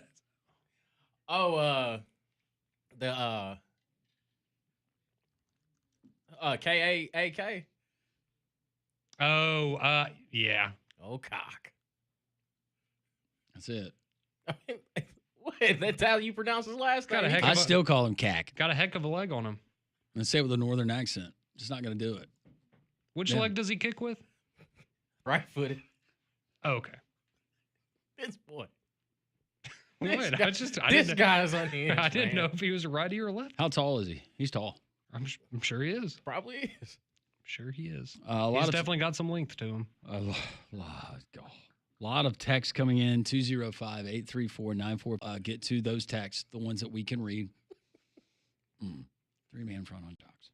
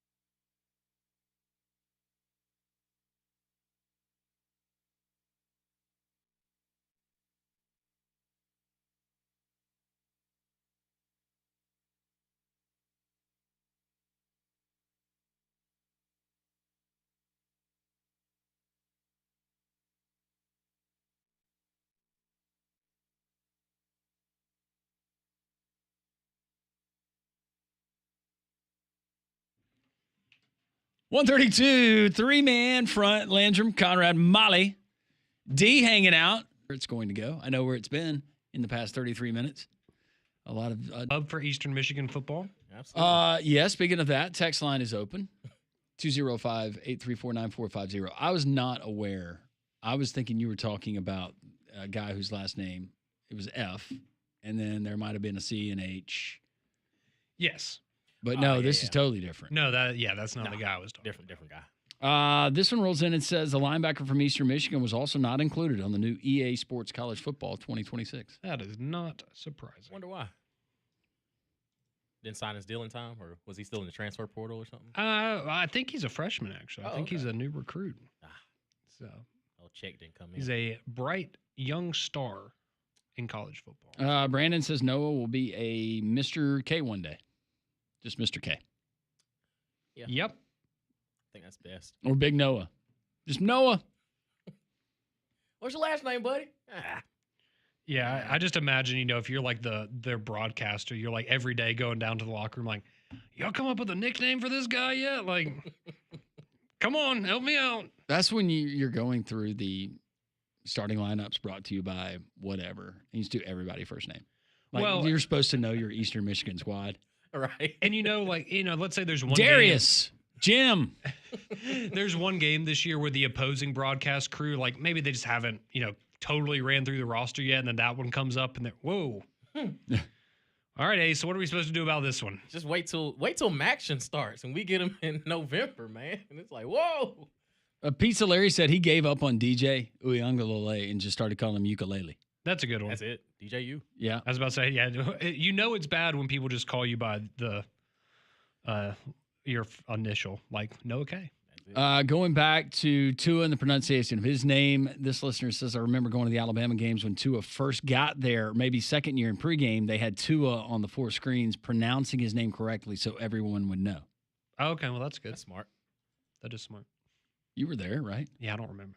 You were drunk. I was about to say, do you think that I was totally drunk, capable of remembering that when I walked into that stadium on Just Saturdays? waiting for a moment to embarrass your sweet, sweet mother. She didn't go to any games with me when I was a student. Just the Texas game? I think in my adult life, I'm trying to think. I've been to a couple SEC championships with my mom. We went to the USC game in Dallas in 2016, 17, whenever that was, when they beat USC pretty bad. And then the Texas game. That's about it. She doesn't like to go to football games with me. Have you guys seen the college football all-name team for 2025? I have not. Is this guy on it? I don't see him. Yeah, I'm probably going to stay away from that one. Probably. And people are sending us in phonetically how you're supposed to say his name. Not going to do it. It's all good. It's not working. It's Noah. It's Noah. There's some really cool names on here, though. You will know Noah when he's out there. What we got? There's a running back from Montana, Tommy Running Rabbit. There's no way. His name is Running Rabbit? Hello.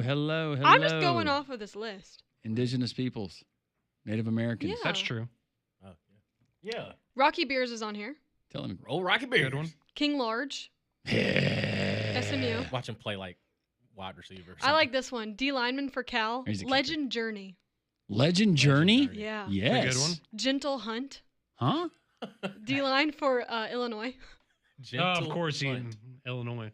Gentle. He is anything but gentle as he suplexes the running back. Third down. Memorable Factor. What? I'm yeah, sorry. he plays for Duke. Memorable Factor? That sounds like a horse in the Kentucky Derby. I'm sorry. Memorable sounds Factor. like Coming around the Okay. track. Yeah, that This player for Bowling Green, does sound like a Gideon horse. ESPN Lamprin. Sorry, say that one again. It's Gideon, and then it's ESPN, like ESPN, and then Lamprin. Plays for Bowling Green. They call him ESPN. He plays for Bowling Green. That is, yeah, We'll that see is, you in and it's all October. capitalized too. It is, yeah. Unfortunately, none of your games will be broadcast Exactly. on But that ESPN network. Plus on there. So that's the A team. That's some of the wild. names on the A team. I just Is- like that on is- his player profile. One of the notes is his middle name is ESPN. Like his Yeah. is really it's really his middle name is legally ESPN, all Oh, Lord. capitalized. What's wrong? Gideon Espin Lamprin. It's ESPN. That's wild. It's ESPN. Like, come on, dog. Come on. I mean, we've had some good ones in the past. It just feels like we have more of these now, right? Like back in the day, you'd have like a DeBrickashaw or something like. And that was just the most iconic. Like, Yeah, and that was Yeah. great. That was you know, good. DeColdest. The like, chilliest? the chili. Coldest Crawford. Yeah. Oh, yeah. There's some good ones. Is Auburn's punter on there? On that all-team name? I don't see him. Nah. They probably don't list punters. They had the LSU punter, Badger Hargett Okay. or Hargett. Do you think the Auburn punter and the former Texas kicker are related? Okay, the Tulsa punter's on Different here. spelling. Different spelling. His name is Angus Davies. Ugh. No, I like the name. I like Angus, Angus. yeah, Yeah. that's- What position? Offensive line? No, he's punter. Oh. These are all the punters on Oh, there. Angus, Aussie. Yes. Gotta be. That boy likes a burger. The Air Force punter, Rip Perez. Just Okay. R.I.P. Rip, that's a good one. Yeah, Yeah. that's cool. And then Gunnar Trout is one that aren't. There's like an A team, a B team, a C team. Is and that the Mike's honorable boy, mentions. Gunner? They looked at Gunnar Stockton and said, I think we can do better than this one. Oh, Gunner Trout. This is so fascinating. I love all these names. Well, we got Fluff Bothwell. There's a guy that Yeah, plays for yeah. Harvard. His name is Achilles Anderson. That's a hell of a name. I right wouldn't there. want the name Achilles and be like, we're just asking for something to happen. Sir Bibble. San Sir- Jose State. Sir Bibble? Bibble? Sir Bibble. That might be the best one. Sir. I like that. Excuse me, sir. Bibble. Sir Bibble to you. Portland State. Teeny Tally. Yes! Yes! I mean, like, you feel bad for some of these kids, man, growing up. Like, you know they got bullied. So You we all know know it. Tiger Woods. There's a Tiger Black that plays for Oregon State. You bet he Okay, does. Okay. You bet he does. Teeny Tally.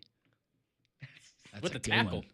one. Like say all that. Yeah, You got Portland alliteration State. in your name? Like, Yeah. whew. God. Toss sweep to Teeny Alley.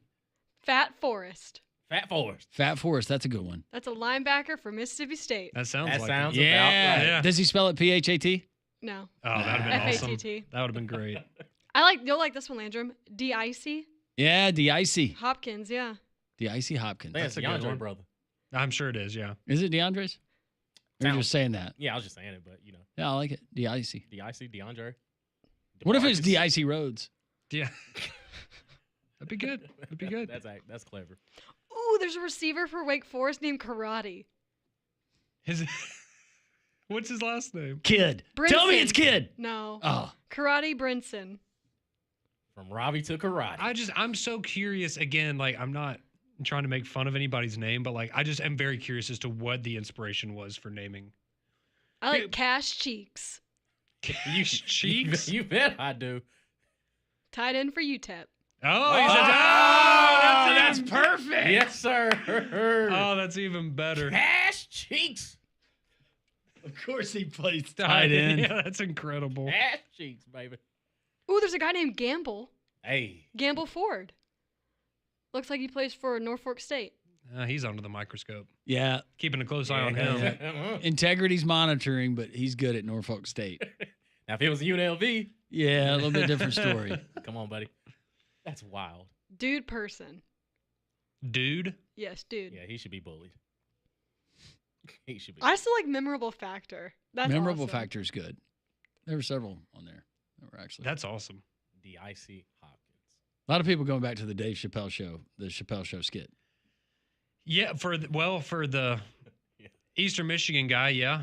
That one would General one would Booty make was sense. one that we talked about. We didn't, General we didn't General ask Booty's a good Sean one. Fox. General Booty, He yeah. lost his quarterback job last year. That's a very good one.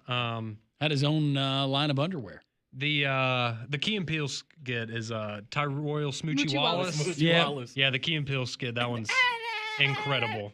The fool. Devoyne shower handle. Oh, that's one of their best. That one's very good. 800-239-WJOX. Kevin, how are you? Hey, how you doing? Doing well. Hope you are. Good. I just hope Auburn has a good winning season this year, and I hope they keep Hugh Freeze, and I hope their quarterback will do well, because, you know, in the past, I've known other quarterbacks, but I just hope Jackson Arnold does his best this year, and by the way, War Eagle, so. Hey, Kevin, how many Y'all have a wins? good day. How many wins do you predict for Auburn? I hope they'll win 7 or 8 games, I hope. Okay. Okay. All right. Yes, sir. Kevin, thank you very much. That sounds like a man that will not be disappointed this year. Right. Expectations are fairly reasonable. He's not asking for a national championship or anything. He's like, No. hey, 7 or 8. Oh, Should be gosh. very, very attainable. Jamie just sent in. He said it's the actual name. Can't read it. Is that a real name? Oh, yeah, not a football player. Yeah. Yeah. Well, most of these they're very entertaining. I just there's no way. There's no way. This is good. Danny texts in. He says, "I never knew that Lank stood for let a know a no."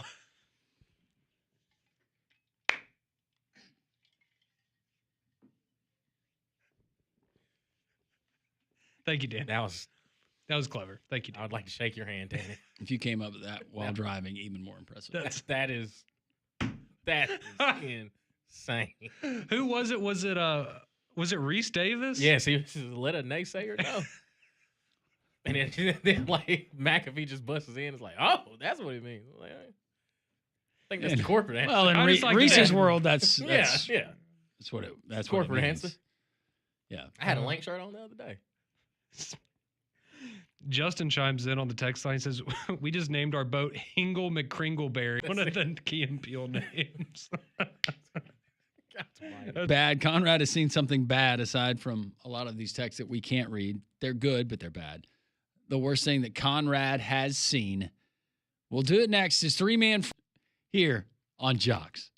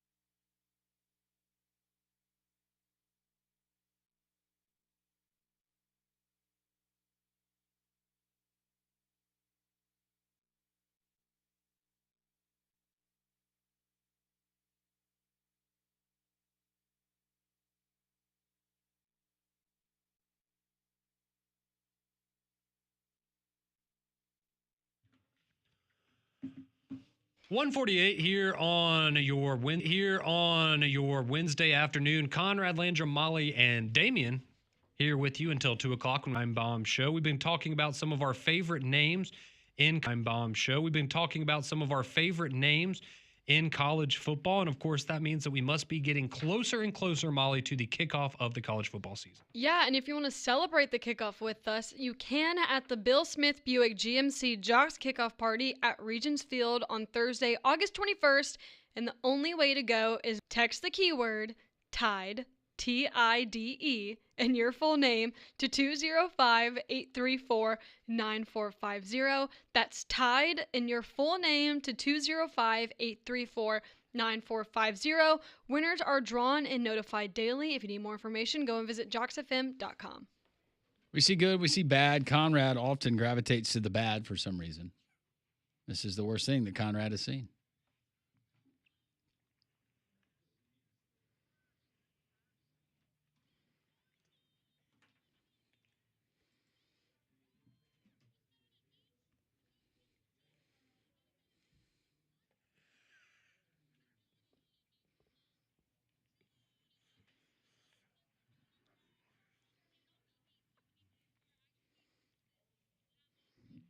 All right, this is either the worst thing or the best thing I've seen. Oh, yeah.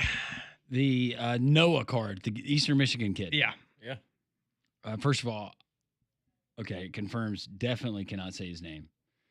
But he's got the Leaf Metal Noah rookie autograph card. It's only $60. That's a steal. I think we ought to get it.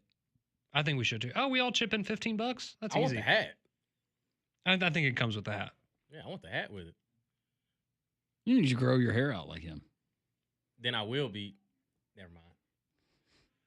It's a good thing that K is prominent in the autograph. Yeah. Conrad, what have you seen that's bad besides?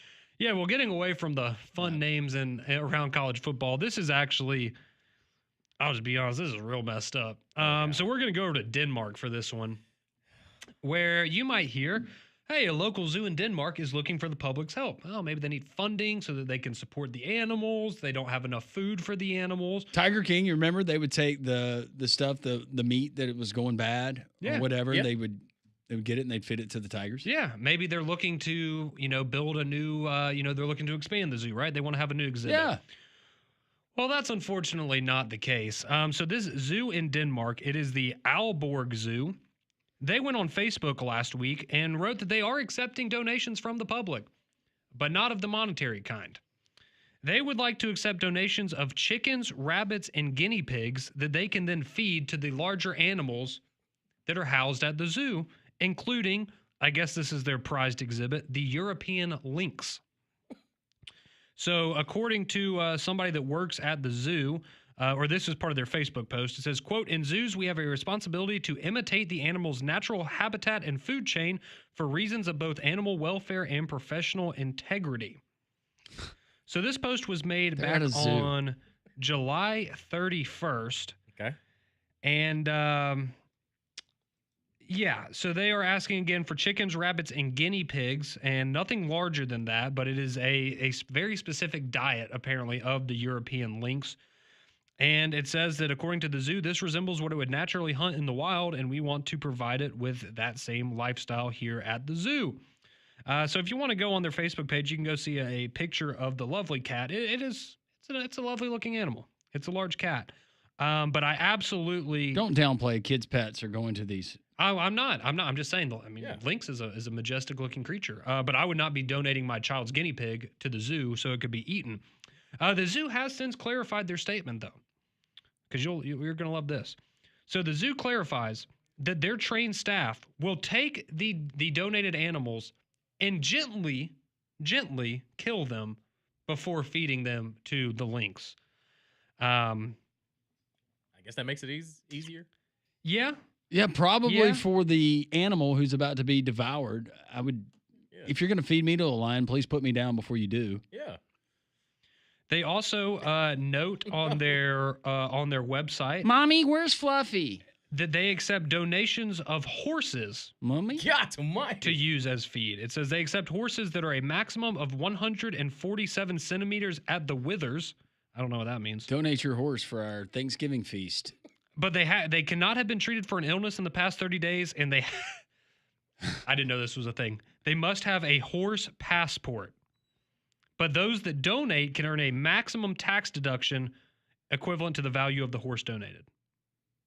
Where's Fluffy? Fluffy went to live with Mufasa at the zoo. So if you live in Denmark and you just happen to have some spare guinea pigs laying around, go donate them to the zoo so the European lynx can have its natural diet. I'm glad that they clarified because the first headline that I saw, it just said your pets.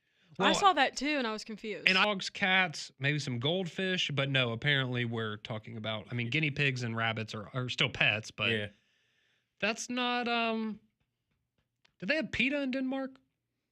I don't think so. Obviously not. Yeah. Bring them on. Something tells me that they will have a Denmark branch before too long. But yeah, that is, I mean, again, that's a wild story, but yeah, I'm not a fan of that in particular. We got time for a phone call. Josh wants to talk names. Josh. Hey, guys. What's going on? Hey, man. Didn't know if y'all were aware of this one or not. Y'all were talking about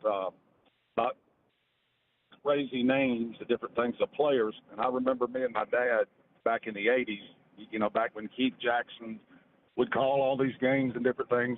There were three brothers that came through the University of Texas. All three of them played running back at different times over about a 5-year period. They were all brothers, and their names were Jam, Ham, and Lamb Jones. No way. I wanted to throw that one out there. Yes. That's awesome. I actually have an old VHS tape of Keith Jackson calling Ham Jones on a like an 85-yard touchdown run. That's awesome. Incredible. So hilarious. But just wanted to share that knowledge with y'all. By the way, I'm from Louisiana. Originally went to LSU. What's y'all's prediction for them this year, if you don't mind me asking? Regular season, I'll say LSU is